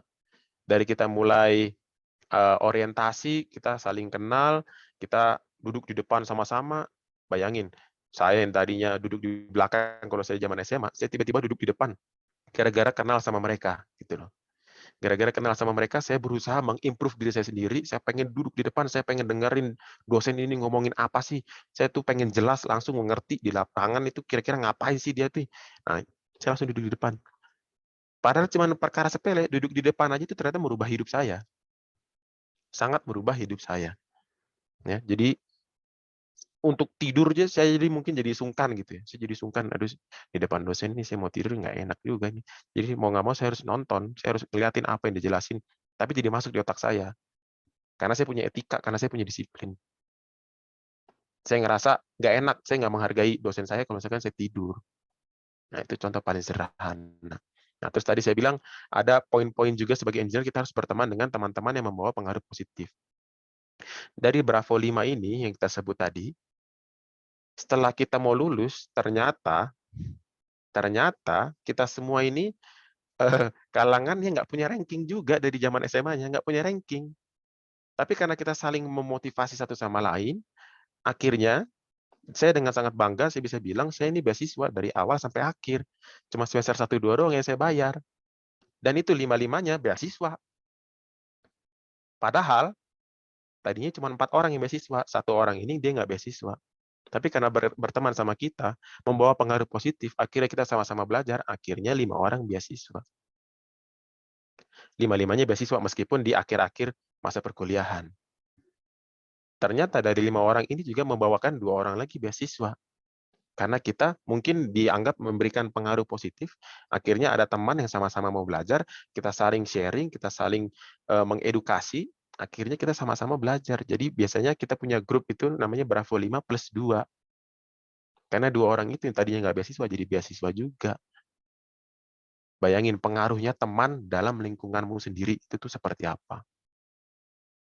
Kita yang nggak belajar-belajar banget kok, enggak. Mungkin teman-teman yang zaman dulu tahu ada yang namanya mini stop tuh yang di Bintaro Aksen, depan situ. Nah, kita tuh nongkrongnya di situ. Nongkrong, beli es krim, belajar. Tapi belajar nggak berat-berat banget. Cuman yang sekedar bahas, oh ini tadi dosen ini bilang ini maksudnya gimana ya? Pengen tahu dong. Oh, ada teman yang ngerti, jelasin. Ada teman yang nggak ngerti, ya kita bantu jelasin. Sekedar sesimpel itu. Di mini stop makan es krim, duduk berjam-jam, orang lain udah keluar masuk, kita masih di situ aja. Cuman cerita aja. Cerita apa yang dibahas sama dosen. Sesimpel itu. Gitu ya. Nah, mungkin kalau misalkan ada dosen kesayangan saya juga, Bapak Agus di sini, saya minta maaf, Pak. Karena zaman dulu, saya saking berusaha memanfaatkan waktu, saya tuh kadang sampai nggak bisa membatasi diri. Oh, ini pagi saya kuliah, siang saya ke sini, sore saya ngajar, malam saya aktif di pemuda, sampai akhirnya malam saya belajar, besoknya saya kecapean. Itu suatu hal yang wajar, tapi jangan memaklumi dirimu sendiri ketika kamu melakukan suatu kelalaian dan kamu bangga gitu loh. Oh, saya kan ini, ya, ini kelalaian apa nih yang dimaksud nih? Saya jujur nih. Saya pernah tidur dalam kelas, padahal duduk di depan di kelasnya Pak Agus, saya ingat banget. Dosen saya itu, dosen anstruk, dosen beton, dosen pembesian, nah semua itu ada. Ya, itu saya punya badan, karena saya nggak ngatur dengan baik waktu itu, saya sampai tidur di depan. Begitu bangun ya udah lengkap sama iler-ilernya gitu, terus langsung kaget gitu kan. Dari mana nih? Dosen udah jelasin apa nih? Nah, tapi untungnya kita punya teman itu saling mendukung, begitu kelar kelas ya kita saling diskusi lagi. Itu teman yang baik, teman yang membawa pengaruh positif, itu sangat penting. Ya. Contoh lagi misalkan kalau kita dalam dunia perkuliahan, kita juga harus punya etika yang baik juga. Ketika dosen ngasih tugas, terus sama dia dicoret-coret waktu asistensi gitu kan. Sama dia dicoret, udah. Begitu itu udah 1 minggu berikutnya kalian nggak balik-balik lagi. Yang namanya dosen kan pasti mikir juga, ini anak kemarin asistensi tapi kok nggak datang-datang lagi, maksudnya gimana? Begitu udah deadline baru kumpul dengan hasil yang salah. Gitu loh. Kalau ini saya bisa ibaratkan, bayangkan aja dosen itu sebagai user kamu. Dosen itu sebagai bos kamu. Gimana caranya kamu nge-please bos kamu dengan baik. Di situ kamu pasti dapat nilai yang baik juga. Jadi kamu kejar terus itu dosen sampai dia bingung lagi, ini apalagi yang salah ya. Kalau udah lagi ngerasa, ya udah, kumpul, selesai. Jangan sampai tunggu-tunggu yang namanya deadline baru kita kumpul. Udah gitu salah. Itu penting banget. Penting banget ya. Terus, itu mungkin sekilas tentang dunia perkuliahan saya. Jadi saya juga nggak pinter-pinter amat. Saya nggak pinter-pinter amat gitu. Tapi saya mau belajar. Ya, saya mau belajar. Terus ini dunia perkuliahan, terus saya masuk di dunia profesional lah. Kalau misalkan saya mau jelasin banyak-banyak, itu pasti akan sangat bosan banget. Tapi mungkin saya akan jelaskan terkait dengan pekerjaan saya saat ini. Bang, di Freeport ngapain aja sih Bang? Gitu kan. Bangga. Bangga. Kenapa saya bilang bangga? Karena saya adalah lulusan Teknik Sipil Pembangunan Jaya angkatan 2013 yang nomor 1 masuk di sini. Saya dengan sangat bangga. Makanya ketika saya didatangi untuk dimintai sebagai narasumber, saya sangat bangga. Bangga banget gitu loh. Deskripsi pekerjaan Abang di Freeport apa sih Bang? Oke, saya di sini sebagai engineer itu adalah membantu pelaksanaan di lapangan, foreman, membantu pelaksanaan di lapangan dalam hal kecocokan gambar dengan realita di lapangan. Jadi saya bantu mendistribusikan terhadap bawahan saya di sini, oh ini ada gambar dari Freeport, dia minta supaya ini bentukannya seperti ini, pembesiannya seperti ini, nanti hasil akhirnya seperti ini. Nah, saya bantu untuk salurkan itu, gitu loh. Nah, apa aja sih Bang yang Abang kerjain? Nomor 1 itu tadi. Nomor 2, saya juga kontrol materialnya di sini. Oh, ini minggu depan kira-kira kita mau bikin ini, berarti materialnya harus ada ini dalam waktu dekat. Untuk alat beratnya harus ada ini, besok atau lusa atau kapan. Nah, itu harus juga kita siapkan. Ya. Habis itu ya banyak hal yang bisa kita kerjakan di sini, yang saya kerjakan di sini. Manajemen manpower, ya tadi material, terus bukan supply sih, apa yang menerjemahkan gambar, terus sama menjaga kecocokan antara schedule yang ada dibuat dengan schedule yang ada di lapangan. Itu harus kita jaga. Sisi pekerjaan kita itu. Dan di sini saya berhubungan dengan bawahan saya saat ini, kalau saya nggak salah itu ada 92 orang pekerja ya di bawah saya untuk bangun infrastruktur yang ada di PT Freeport Indonesia. Infrastrukturnya itu apa aja sih Bang? Ya, ini kan Freeport dia perusahaan tambang, jadi dia memproduksi emas lah, yang paling kita kenal kan, memproduksi emas. Apa yang Abang bikin? Yang saya bikin adalah jalurnya. Gimana ceritanya itu dari dalam gunung, dari underground bisa sampai ke luar, bisa sampai ke pabriknya dia yang ada di luar. Itu yang saya bikin gitu. Nanti ada dari teman-teman udah ada share juga, ada Instagramnya langsung dari PT Freeport Indonesia, dan itu dengan sangat saya bangga, di situ dimention kalau itu pekerjaannya kita gitu loh, pekerjaannya saya. Nah, tapi teman-teman juga harus ingat, sebagai engineer itu, ya, di sini, mungkin kalau kita mau egois, kita mau bilang, Bang, kalau gitu abang kerjaan teknik sipilnya doang dong. Ya memang bisa. Memang kalau kita mau egois, ya udah gue kerjaan teknik sipilnya aja dah, yang lain gue nggak usah pikirin. Tapi nggak bisa. Dalam setiap pekerjaan itu pasti ada yang namanya kita harus mempelajari ilmu dari teman-teman lain. Tetap harus explore juga. Ya, misalkan nih ada pekerjaan lantai. Ada pekerjaan lantai, kita pikir secara teknik sipil, oh berarti nanti kita nanti pakai wire mesh, terus nanti kita blok pakai plywood, terus ya udah kita grouting, kita konkret aja, kita ke beton, selesai. Tapi ternyata di gambar piping, di gambarnya pemipaan, ada plumbing di situ. Misalkan ada pipa yang melintas di situ untuk keperluan rumah tangga atau gimana. Itu kan kita harus tahu juga. Dengan kita tahu, ya kita harus siapin juga slot untuk mereka masuk. Ya, itu yang kita bilang mungkin apa ya istilahnya ya, multidisiplin kali ya. Bukan cuma masalah sipil doang yang harus kita pahami, harus kita mengerti, tapi kita harus melihat gambar secara keseluruhan. Mekanikalnya seperti apa, elektrikalnya seperti apa, plumbingnya seperti apa, dan itu tuh kita harus belajar. Kalau kita nggak ngerti, tanya. Malu bertanya sesat di jalan. Ya, itu sih kurang lebih gambaran besar saya bekerja di sini.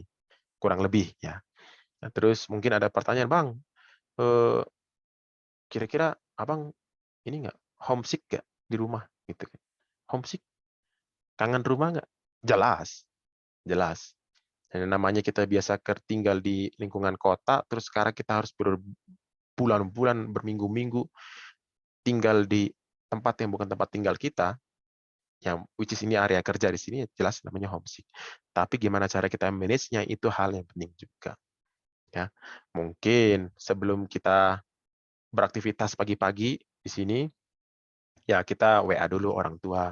Selamat pagi Bunda, selamat beraktivitas pagi hari ini, selesai. Kalau kamu ada sesuatu yang pengen kamu sampaikan, misalkan kamu kangen, saya kangen sama ibu saya telepon si ibu saya biasanya. Teman, Mama, kangen. Cuma sekedar gitu doang. Tapi ya, kamu apa sih, udah gede juga, selesai. Sekedar ucapan gitu aja tapi bermakna gitu. Ya. Terus kangen sama pacar gitu kan. Ya, sekarang kan udah ada banyak-banyak gitu kan, banyak-banyak ilmu. Saya juga baru tahu tuh nonton-nonton TikTok ada soal istilahnya sleep call lah, apalah. Itu kan bisa semua dilaksanakan di sini. Bisa WiFi, jaringan di sini juga bagus gitu loh. Jaringan di sini tuh bisa dimanfaatkan untuk kita berkomunikasi dengan keluarga, dengan pacar, dengan teman, bisa. Cuman kalau untuk di sini hanya ada jaringan satu tit gitu kan, yang benderanya merah-merah gitu ya. Cuman ada satu. Takutnya ini endorse gitu. Enggak. Oke. Eh, pencapaian terbesar saya yang ada di sini, mungkin Bapak moderator bisa diputer gitu, siapa tahu. Saya mesti stop sharing dulu kali ya. Boleh, Bang. Saya stop dulu ya. Yuk, biar saya yang share videonya, Bang. Oke, ini pencapaian terbesar saya 2 tahun lalu. Tahun lalu ada lagi yang lebih besar daripada ini. Dan tahun depan kita bikin lagi yang lebih besar. Silakan. Coba share screen loh. Ya udah, Bro.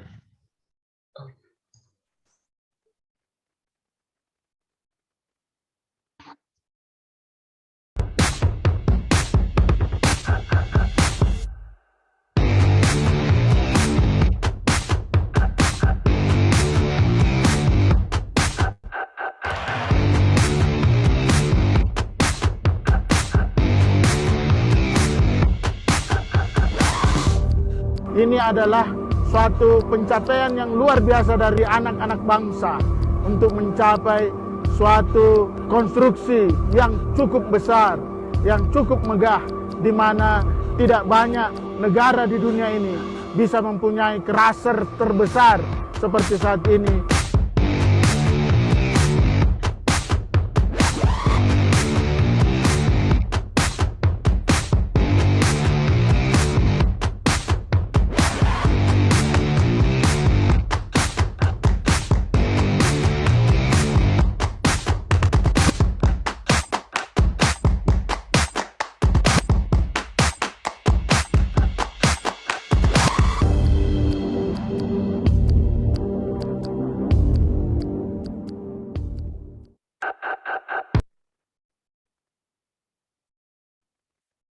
Oke, kebayang nggak? Saya sebagai seorang teknik sipil masuk di situ, saya yang bikin benar-benar dari scratch sampai akhirnya jadi.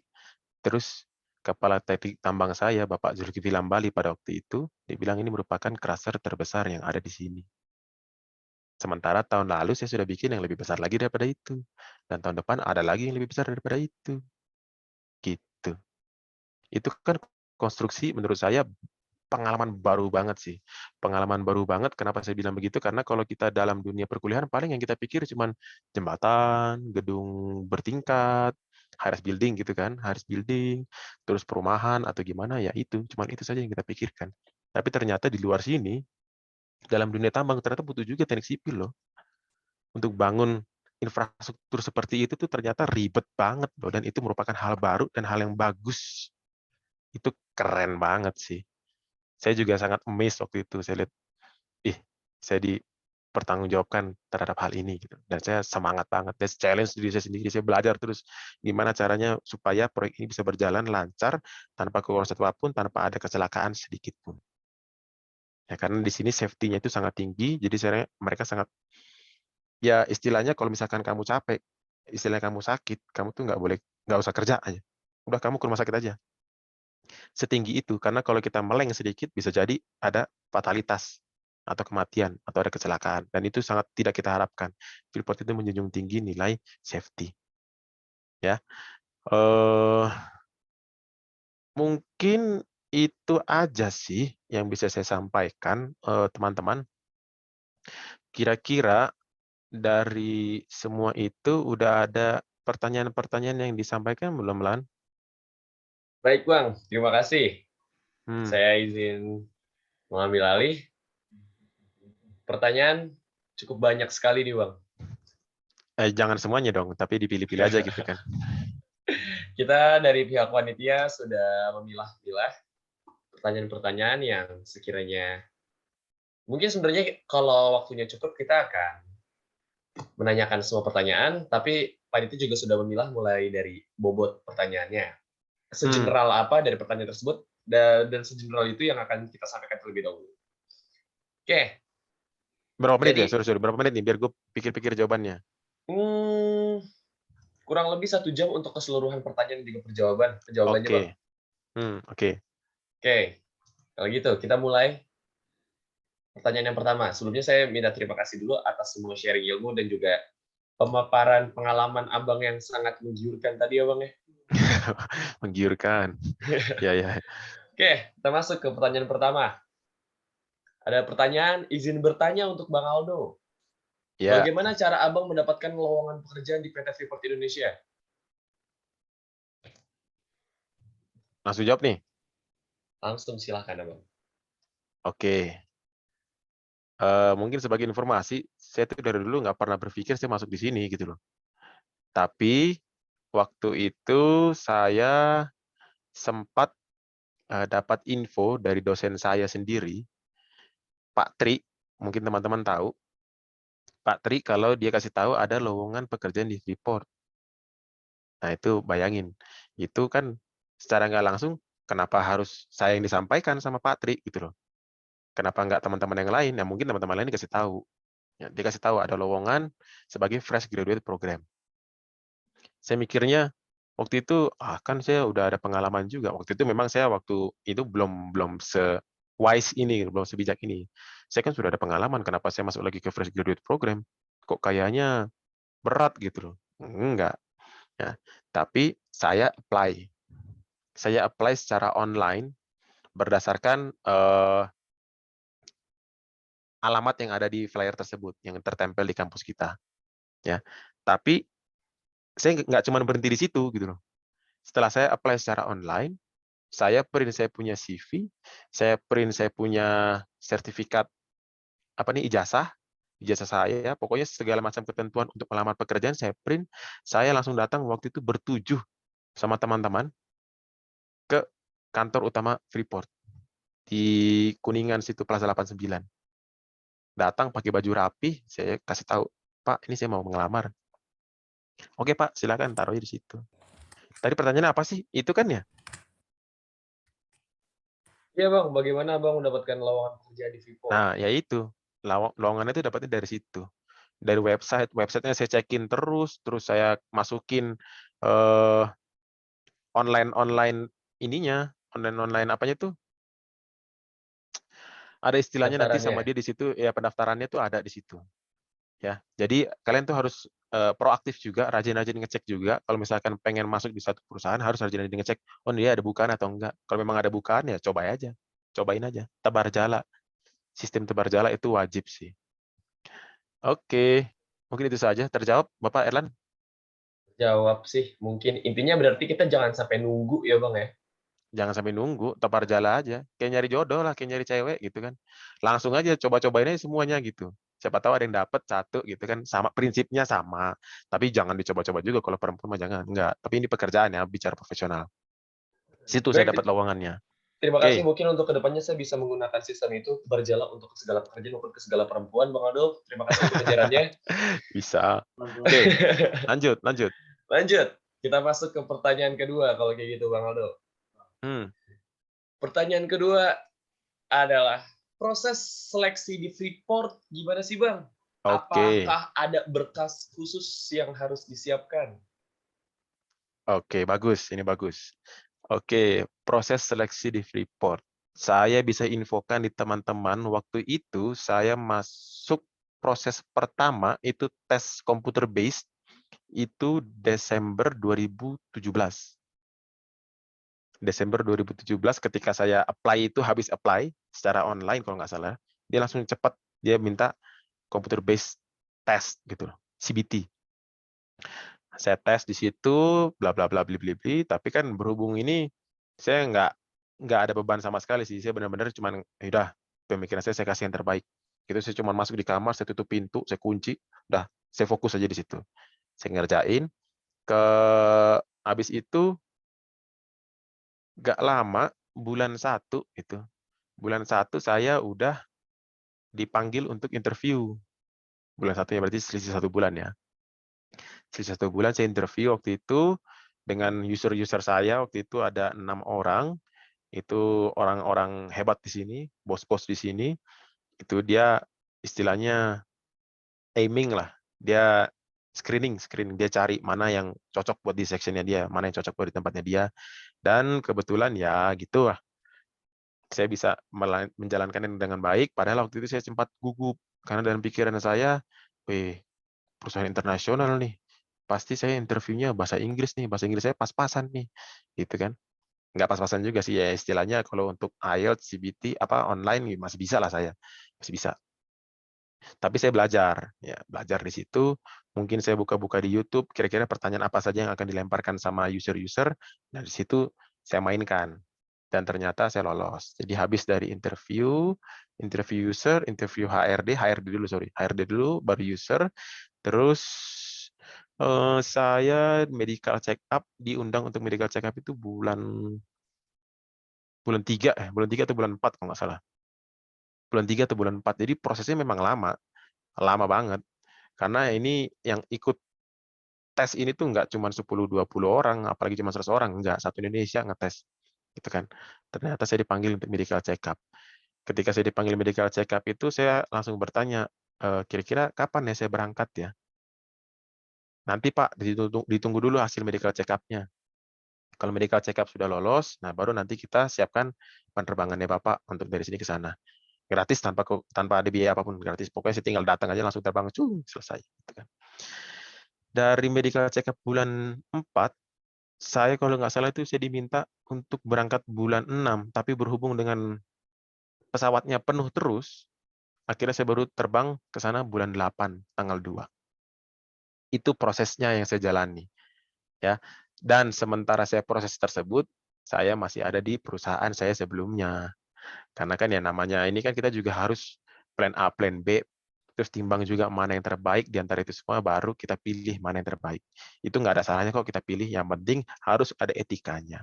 Masuk kerja baik-baik, keluar kerja juga harus baik-baik. Apalagi perusahaan-perusahaan besar pasti ada namanya istilah one more notice. Itu harus kita jalankan supaya kita punya bos juga nggak kewalahan untuk cari penggantinya kamu. Gitu.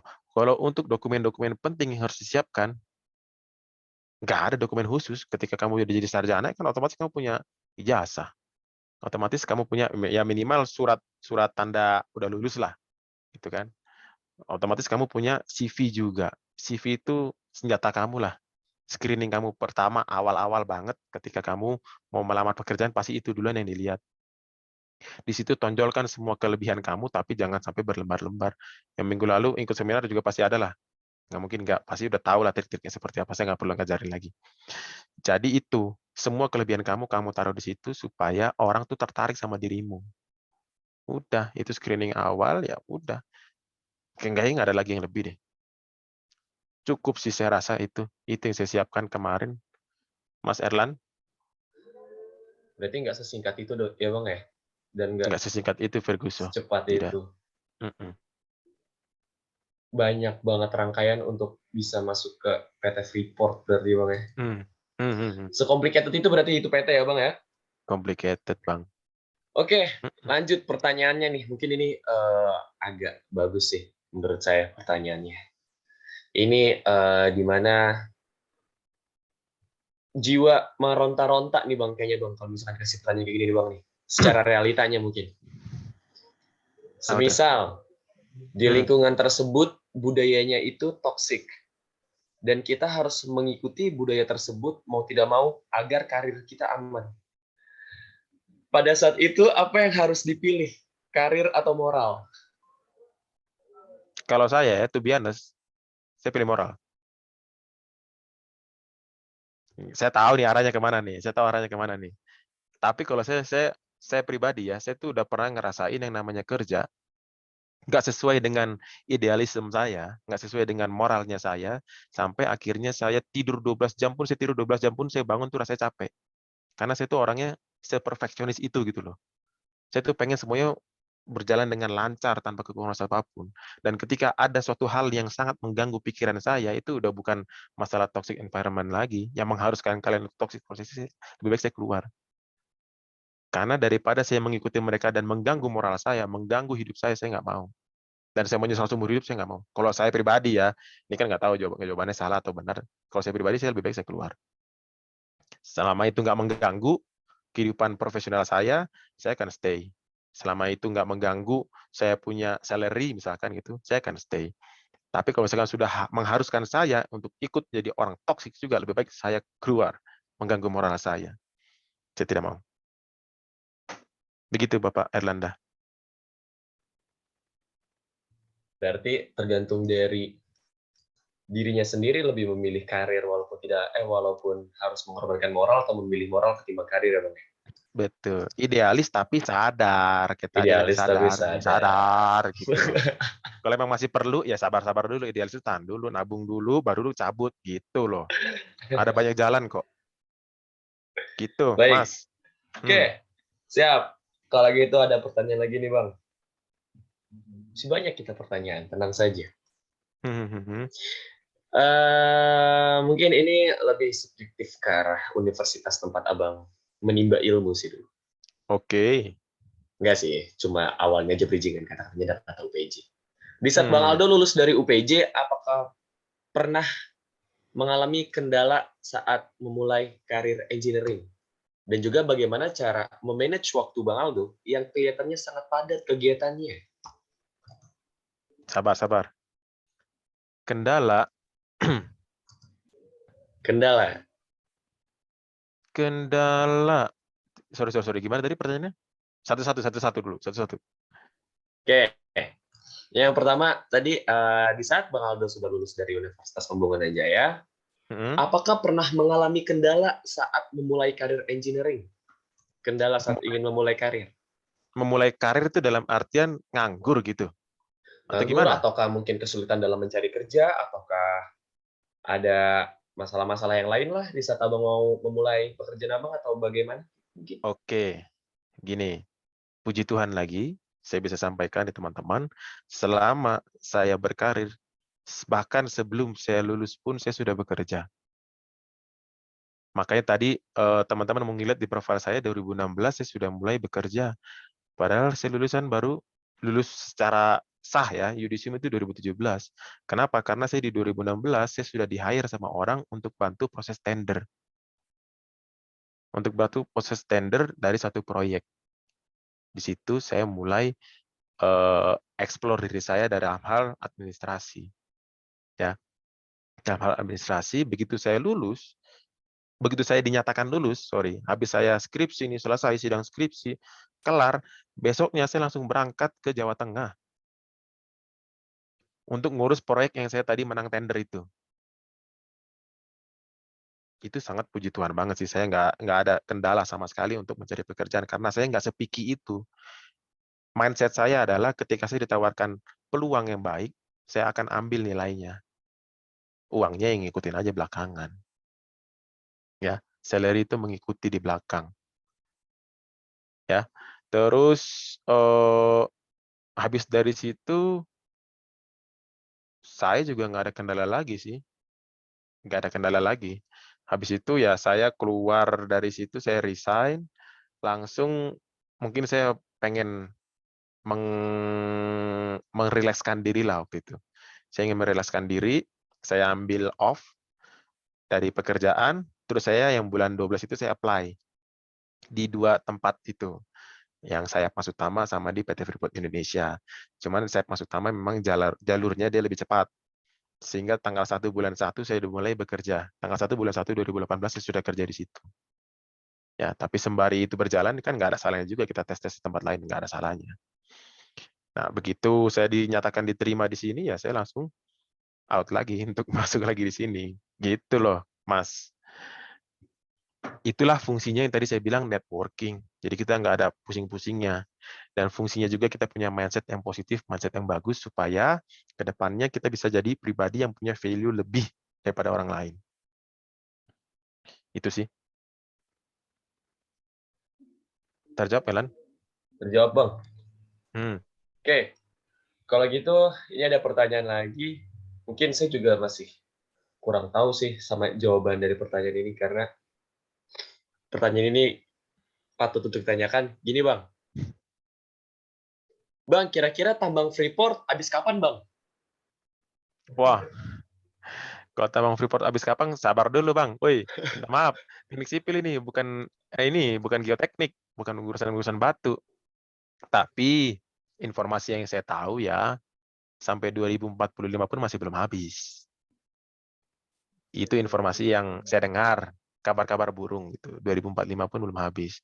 Karena mungkin teman-teman ada yang juga mencoba menggeluti, ini kan saya bukan representatif Freeport ya, tapi saya berusaha memberikan jawaban yang paling aman lah.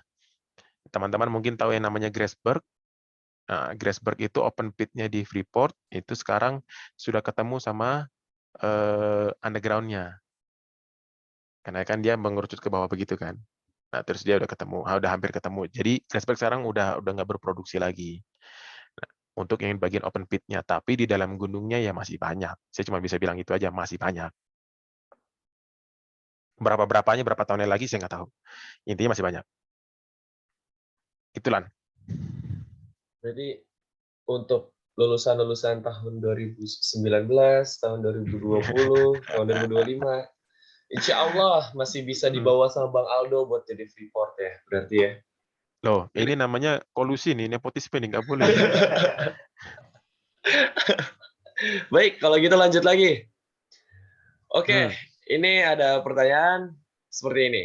Ketika Bang Aldo mendapatkan kesempatan untuk bekerja di Freeport, apakah Bang Aldo sendiri memiliki minat di pertambangan? Saya memiliki minat untuk di pertambangan, tapi takut jika itu bukan passion saya. Tolong diberikan saran untuk saya. Terima kasih.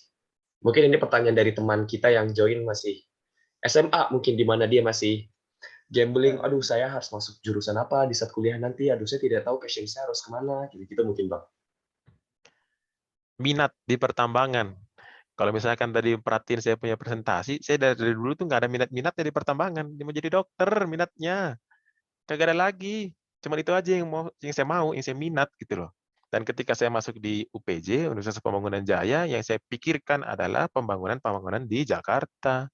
Tidak ada minat sama sekali. Jadi benar-benar saya nyobain di Freeport itu benar-benar atas dorongan dosen saya. Ini coba aja, coba. Sudah saya coba. Minat tuh nggak ada kepikiran sama sekali. Termasuk ketika saya dikasih offering letter di situ kan, dari pihak HRD-nya Freeport, dia kasih tahu saya ini di divisi Central Service. Saya bingung, Central Service itu apa kira-kira ya? Langsung saya buka Google, saya cari-cari semua apa. Central Service itu artinya apa ya? Ternyata ya bikinnya begini-gini, infrastruktur. Nggak ada yang tahu, gitu loh. Jadi benar-benar nggak ada, dibilang nggak ada minat sih ya, mungkin kalau dalam benak kita kan PT Freeport kan pasti urusannya sama ini kan, gitu. Ini maksudnya nih, hati, gitu kan. Urusannya sama itu dalam pikiran kita. Begitu dengar ada dia interest di kita, ya jelas tadinya saya nggak ada minat sama sekali, bukan nggak ada minat sih, nggak ada interest sama sekali ke sana. Begitu dia info di saya, jadi ada minat. Karena kita tahu, oh ini value-nya lumayan nih. Jadi baru ada minat. Nah, kalau untuk urusan passion, Bapak mau di pertambangan, pertambangan itu nggak melulu soal jurusan pertambangan juga, nggak melulu. Contoh saya teknik sipil bisa masuk di pertambangan. Padahal teman-teman saya juga banyak orang tambang tapi nggak masuk juga di tambang. Ada juga yang masuk di bank, ada juga yang masuk di mana.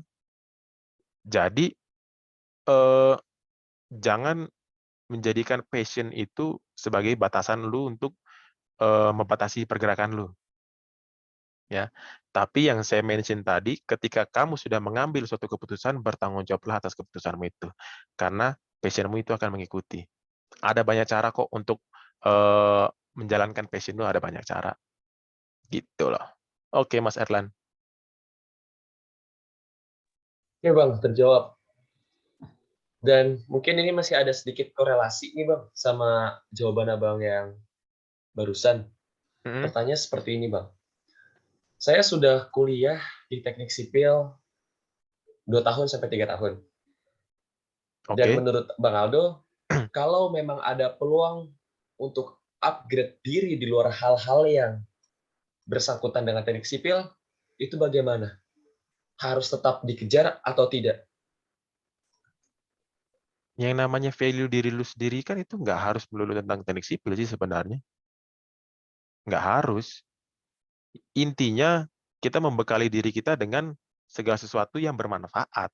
Selagi kegiatan itu bermanfaat untuk membekali kita ke depannya, saya sih oke-oke aja. Nggak harus melulu, aduh kalau kita harus ini main-main ke proyek terus nih, gini-gini. Enggak juga. Contoh yang mungkin bisa saya sampaikan adalah, Bang, gua udah kuliah 2-3 tahun nih, tapi opportunity yang terbuka, gue jadi manajer di kafe. Why not? Jalanin. Karena di manajer di kafe itu, berarti kan kamu harus memanage namanya manpower, namanya manusia, dan itu kepake. Itu nggak cuma melulu di teknik sipil, semua itu kepake. Ya, manajemen power itu merupakan hal yang utama dan paling utama dalam setiap macam pekerjaan kita.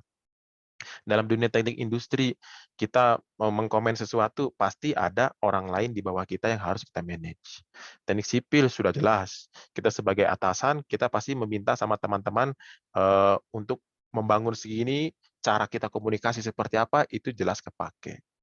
Ya, bahkan kalau ilmu komunikasi mah udah jelas pasti kepake lah itu, komunikasi, manpower, dan lain-lain itu udah jelas. Tapi maksud saya dalam dunia teknik itu yang namanya komunikasi itu sangat penting. Apalagi kita masuk di perusahaan yang cukup besar.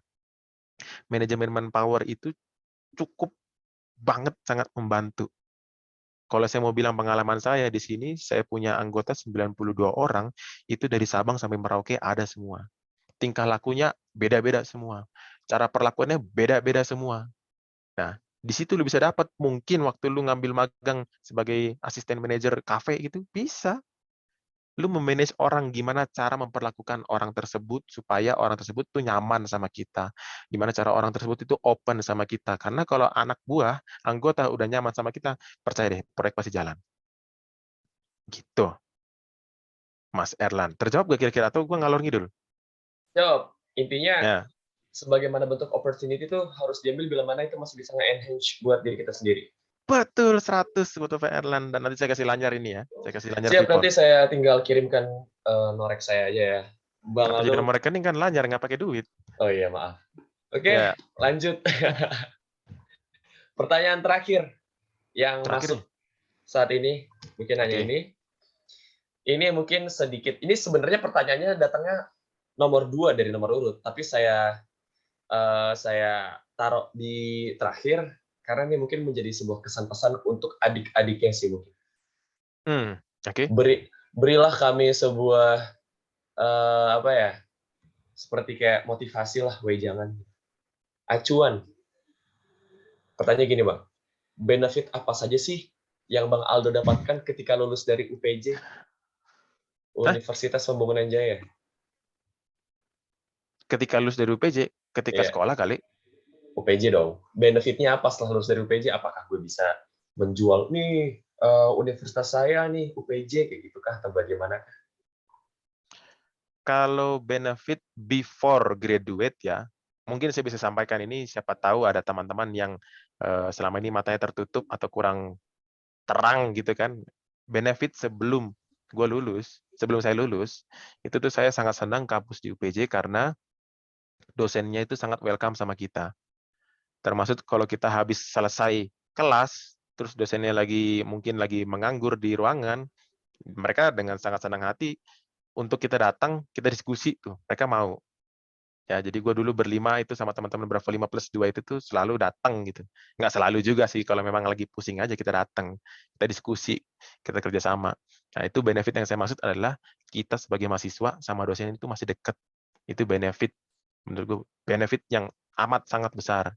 Ya, terus benefitnya ini harus banget kita manfaatin. Karena kalau kita nggak jago manfaatin, ya jadi kayak biasa-biasa aja. Kayak, oh kuliah, pulang, udah. Nggak ada nilai lebih lagi. Kalau misalkan habis kuliah benefitnya apa sih? Waktu itu sih, kayaknya sih sekarang masih ada nggak sih yang kalau kita punya nilai bagus, kita masih dibantu untuk masuk ke Jaya, grupnya Jaya. Masih ya, Lan? Masih tidak. Masih kan ya? Masih ya, soal predikat mahasiswinya menjamin. Ya, asal predikatnya baik dengan predikat baik, itu akan dibantu untuk masuk ke grupnya Jaya. Itu menurut saya juga itu suatu benefit gitu loh. Suatu benefit yang sangat baik yang kampus lain belum tentu bisa kasih, bahkan sekelas negeri mungkin ya, mungkin sekelas negeri, tapi karena kita punya PT ya under Jaya sendiri dan itu bisa kita manfaatkan dengan baik, tergantung dari kitanya. Kalau kita malas-malasan kuliah dengan pemikiran, oh nanti juga kita pasti masuk di Jaya kok. Nggak gitu. Namanya Jaya kan juga punya HR, pasti dia juga lihat, oh ini anak benar-benar pinter nih, ini anak benar-benar mau usaha nih. Pas bisa. Itu benefit sih lebih menurut saya. Kira-kira terjawab nggak atau ada kurang lagi nggak wejangan-wejangan? Udah, Wejangan apa ya? cukup. Kayaknya wejangan saya udah panjang lebar, udah berapa jam ini. Sama ini, ternyata masih ada pertanyaan baru masuk nih di akhir banget nih, Bang. Mm-mm. Masih ingin tahu lebih tentang mungkin kalau sekedar mandor atau foreman lah ya. Mandor. Gue Mandor, bilang supervisor foreman, loh, supervisor bro. supervisor, itu Yoi. sudah tahu lah seperti apa pekerjaannya gitu kan. Tapi Hmm. ini kan untuk supervisor nih, foreman-nya mill construction di Freeport nih, gitu Bang. Ada yang minta tolong detailin lagi Bang, ngapain aja sih? Terus job desk-nya apa sih? Kayak mungkin dari jam berapa sampai jam berapa kerjanya, terus berapa hari kah seminggu kerjanya, dan apa yang harus dilakuin lah sampai selesai. Oke. Sebentar, saya ada nggak ya di sini? Kayaknya saya ada deh filenya.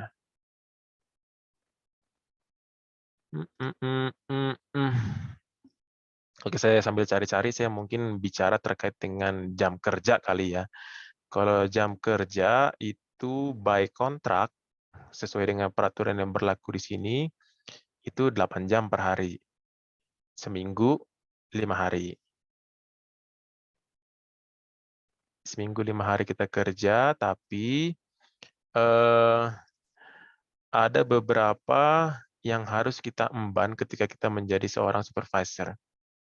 Contoh ya, contoh memang secara sistem saya ini sabar ya. Mungkin boleh Bang ditunjukin soft drawing-nya atau Oh, jangan dong, tidak boleh. Kalau itu kan rahasia, sifatnya rahasia. Kadang-kadang lu ya. Nah, ini kalau untuk urusan job desk sih, itu yang tadi saya bilang, itu udah nggak lari dari yang lain. Tapi,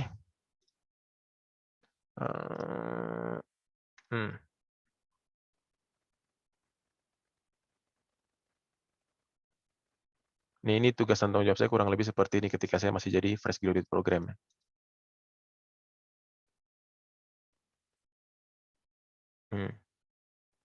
Penjelasan singkat, engineer atau staf lapangan bertanggung jawab penuh atas kru dan karyawan di lapangan, baik dari segi pekerjaan, progres, maupun dari segi keamanan kerja, safety, memastikan proyek berjalan sesuai dengan schedule dan desain, melakukan implementasi dalam pelaksanaan proyek guna mendapatkan hasil optimal. Tuh. Tanggung jawab supervisor mempersiapkan dokumen prakonstruksi berupa analisa keselamatan kerja, membersihkan kegiatan-kegiatan proses pembangunan berlangsung dan potensi kecelakaan apa saja yang dapat ditimbulkan. Terus ini memberikan arahan kepada kru atau karyawan mengenai pekerjaan harian dan penugasan pembagian area kerja. Terus conduct safety meeting. Nah, ini pembawa atau mengingatkan kepada seluruh karyawan pada hari kerja tentang kesehatan dan keselamatan kerja atau K3 melalui meeting harian di awal shift agar terwujud produksi selamat dengan menumbuhkan kesadaran pribadi dan rasa peduli, setelah mengingatkan satu anggota terhadap anggota lain. Membacakan memo penting dari divisi maupun perusahaan terkait isu safety yang sedang terjadi sebagai pengingat kejadian agar tidak terulang kembali. Nih, manajemen risiko fatal. Nah, ini suatu hal yang baru yang menurut saya juga sangat bagus. Jadi kita di sini, saya sebagai supervisor itu saya selalu memanajemen risiko fatalnya. Anggaplah dari satu skop pekerjaan, kita tuh memilah risiko apa sih yang kira-kira bisa fatal. Misal pekerjaan awam, kita pasang atap gitu. Kita pasang atap, tapi kita cuma modal ini aja nih, bambu, perancah bambu gitu. Kalau di sini bahasa kerennya scaffolding lah. Kita cuma pakai scaffolding bambu, tapi nggak pakai pengaman lain, nggak pakai body harness, nggak pakai apa. Nah itu kan fatal tuh, kalau kita sampai jatuh. Fatal di sini kan mati, kematian, meninggal. Bahasa kerennya meninggoy. Gitu kan. jatuh dari ketinggian, meninggal. Nah, itu yang kita manajemen risiko fatal. Nah, di situ sebelum kita mulai bekerja, kita tuh selalu ingatkan, oke teman-teman, kita sebentar akan bekerja di ketinggian, jadi tolong dipastikan kita punya administrasi, itu tuh ada izinnya loh, sampai ada izinnya untuk bekerja di ketinggian. Ada izinnya. Adanya namanya tuh working at height. Itu satu form, isinya full, di situ dia mengingatkan kita berapa ketinggiannya yang sedang kita kerjakan, berapa jarak aman dari kita ke titik jatuh, itu semua dilihat. Dan itu tugasnya saya untuk memastikan itu dikerjakan. Terus APD-nya, alat pelindung dirinya apa-apa aja, full body harness yang dia pakai harness full gitu, terus sama lanyarnya ada 2 yang menyantol di belakang, itu tujuannya untuk kita kalau misalkan sampai jatuh ya kita gantung. Nah, itu cara teknik-teknik pemindahannya ada juga namanya double lanyar ya. Jadi kalau misalkan kita mau pindah dari satu titik ke titik lain, itu lanyar kedua kita cantolin tempat lain, baru kita lepas lanyar kita yang pertama. Begitu pula kalau masih mau pindah lagi, ya kita cantolin tempat lain, baru kita lepas lagi. Supaya kalau kita jatuh, masih ada anchor point-nya lah. Kita nyangkutnya di situ, kita nggak jatuh ke tanah gitu loh. Terus, nah ini fatal risk management, itu contohnya, kita manajemen semuanya. Diakhiri dengan mengisi buku CCV, ya banyak lah ini teknik-teknik kontrolnya. Ini supervise crew melakukan pengamatan observasi di lapangan mengenai perilaku kerja masing-masing. Bahkan perilaku kerja teman-teman di lapangan pun saya harus perhatikan. Sekiranya ada tindakan yang tidak aman, itu saya wajib untuk kasih tahu. Misalkan dia lepas safety helmet, hard hat gitu kan di dalam underground. Padahal ada kemungkinan ada batuan runtuh. Kan kita nggak tahu tiba-tiba kapan ada gempa atau gimana sehingga batunya jatuh. Nah, itu saya punya hak untuk menegur mereka. Tolong helmnya dipakai. Karena itu tindakan tidak aman. Tidak baik ketika kita ini itu batu jatuh kecil aja, tapi dari ketinggian 10 meter ya lumayan. Bolong juga kepala kali. Gitu kan. Nih, project control memastikan kesesuaian antara gambar kerja dan eksekusi lapangan untuk menjaga kualitas project. Material dan equipment control dan plan. Memonitor kebutuhan material, alat kerja berat lapangan, ini wajar lah, supervisor di lapangan wajar kalau inilah. Nah, ini yang paling penting yang tadi saya bilang multidisiplin. Karena kita harus komunikasi juga sama section lain. Misalkan saya sipil, saya harus komunikasi sama orang listrik, saya harus komunikasi sama orang pipa, saya harus komunikasi lagi sama orang scaffolding, saya harus komunikasi lagi sama orang rigger tuh, ada yang ngerti nggak rigger? Ya istilahnya dia yang berurusan dengan structure tapi lebih ke arah besi-besi lah. Dan biasanya mereka gantung-gantung tuh di atas, di gunung-gunung di sebelah mana kita kerjanya pas di bagian bawahnya, dia di atasnya. Biasanya gitu. Nah, itu komunikasi positif dengan section lain. Ya, itu penting juga karena dengan kita berkomunikasi, kita jadi tahu skopnya mereka tuh apa. Kita jadi belajar, oh biasanya kalau begini tuh ada ini, biasanya. Tapi tetap harus kita cek ulang lagi gambarnya. Ini seperti menghentikan atau mengalokasikan pekerjaan saat kru lain sedang melakukan kegiatan pemotongan di atas atau di bawah dengan cara berkomunikasi dengan sesama pengawas. Harus komunikasi bagus. Itu kurang lebih terkait dengan saya punya job desk secara jelas. Ini deskripsi pekerjaan nih. Ini saya bikin tahun berapa ya? 2019 kalau nggak salah. Ya, 2019 dan itu masih berlaku sampai sekarang. Nggak ada lagi yang ditambah-tambahin, nggak ada yang dikurang-kurangin. Ya mungkin ada ditambah-tambah, tapi ya nggak sespesifik itu gitu loh. Tadi kayaknya ada pertanyaan lain apa ya? Jam kerja. Ya, jam kerjanya itu tadi saya tuh harusnya 7 to 5. Kayak orang kantoran biasa. Tapi berhubung saya punya bawahan, berhubung saya punya kru yang dia itu clock in, dia itu absen jam 5 pagi. Jam 5 pagi. Clock out-nya jam 5 sore. Mereka bekerja 12 jam. Nah, ketika saya datang jam 7, misalkan begitu kan, berarti kan ada gap 2 jam. Dari jam 5 ke jam 2. Ya. Dari jam 2 sampai jam 2, dari jam 5 sampai jam 2, dari jam 5 sampai jam 7, error ini jam 2 ya. Dari jam 5 sampai jam 7 kan ada 2 jam gap. Nah, berarti mereka nggak melakukan apa-apa. Gitu. Jadi saya merasa saya punya tanggung jawab, akhirnya saya berangkatlah jam 4:30. Supaya jam 5 saya ada di lapangan, jadi saya bisa mengarahkan mereka lebih dini, lebih cepat. Jadi proyek pun tetap berjalan lancar tanpa kekurangan apapun. Ya, terkait dengan akomodasi di sini mungkin ada yang kepo gitu. Nah, saya pulangnya juga kalau misalkan saya berangkat jam 4:30 ya pulang nanti kita sesuaikan lah. Sesuaikan sekiranya udah agak low pressure di pekerjaan ya mungkin saya bisa pulang. Tapi kalau misalkan harus butuh supervisi yang lebih ekstra ya bisa jadi saya tembus sampai malam lagi pun saya pernah.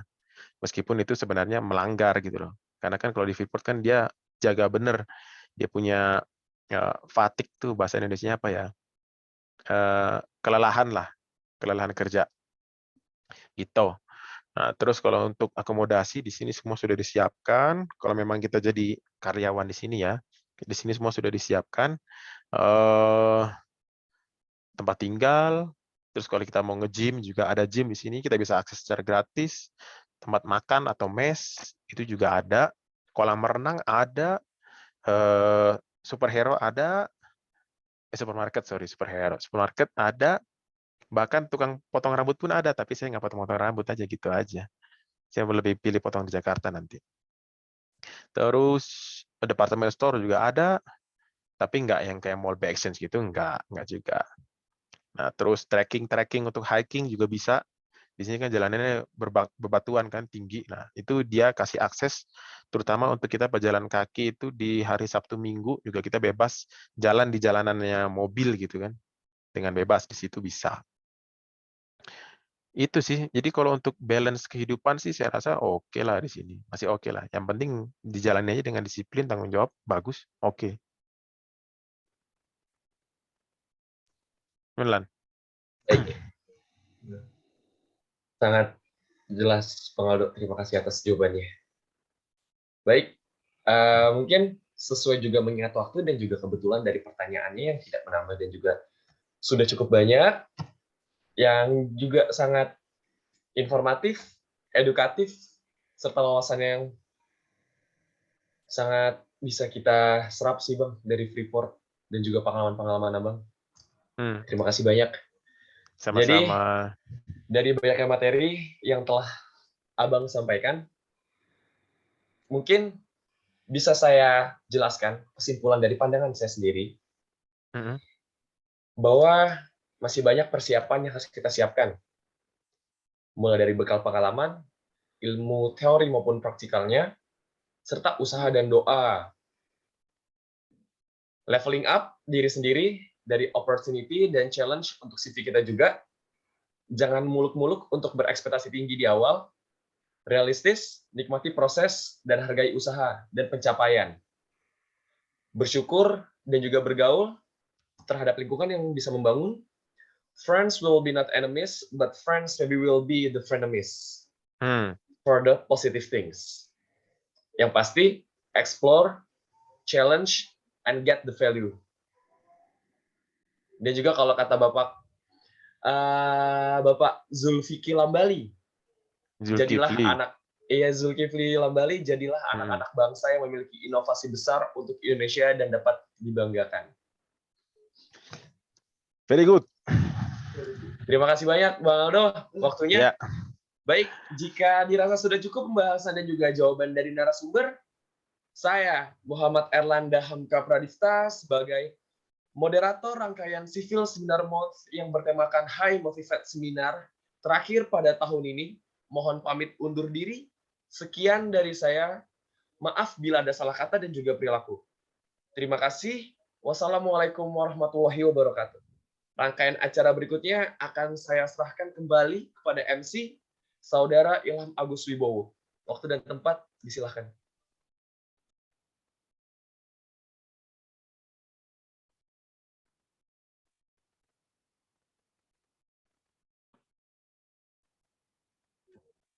Ya, terima kasih Saudara Muhammad Erlanda Hamka Pradipta yang sudah memandu acara inti pada seminar hari ini. Terima kasih juga nih kepada Bang Aldo yang sudah sharing-sharing ilmu dan pengalamannya. Terima kasih juga kepada Ibu Pratika Riris Putrianti STMT selaku Kepala Program Studi Teknik Sipil Universitas Pembangunan Jaya dan juga Bapak Freddy John Philip Sitorus STMT selaku Pembina Himpunan Mahasiswa Sipil Universitas Pembangunan Jaya. Terima kasih juga kepada para audiens yang sudah menghadiri dan antusiasnya dengan acara Civil Seminar Month ini. Selanjutnya, di sini saya akan mengumumkan nih pemenang kuis dari seminar sebelumnya. Jadi, kami selaku panitia ini sudah berdiskusi bersama Ibu Firdawati Khairunnisa SPSI yang sebagai narasumber seminar sebelumnya dan juga merupakan HRD Jaya Real Property. Jadi, kami sudah berdiskusi menyeleksi gitu semua dari yang sudah mengirimkan CV-nya. Dan kami sudah memutuskan nih, udah dapat satu orangnya nih yang menang. Jadi yang menang ini adalah Alka Alvindra dari Universitas Pembangunan Jaya. Selamat nih kepada Alka yang sudah mengikuti dan memenangkan kuis ini. Jadi kepada pemenang dapat menghubungi narahubung yang tertera pada flyer di Instagram Teknik Sipil UPJ ya. Sebelum acara berakhir, kita akan melakukan sesi foto bersama. Jadi dimohon untuk nih kepada audiens untuk nyalakan kameranya dengan background yang sudah diberikan oleh panitia. Ya. Panitia sudah siap ya untuk mendokumentasikan fotonya. Oh ya, yang nggak bisa on cam nggak apa-apa. Gitu. Boleh panitia dihitung untuk didokumentasikan. Oke, untuk slide pertama, saya mulai 1, 2, 3. Ulangin, dengar. Baik, untuk slide kedua, 1, 2, 3. Dan untuk slide 3, 1, 2, 3. Baik, bisa selesai. Terima kasih. Baik, terima kasih kepada panitia. Nah, untuk sertifikat sipil Seminarman ini nanti akan dikirimkan via email ya oleh panitia.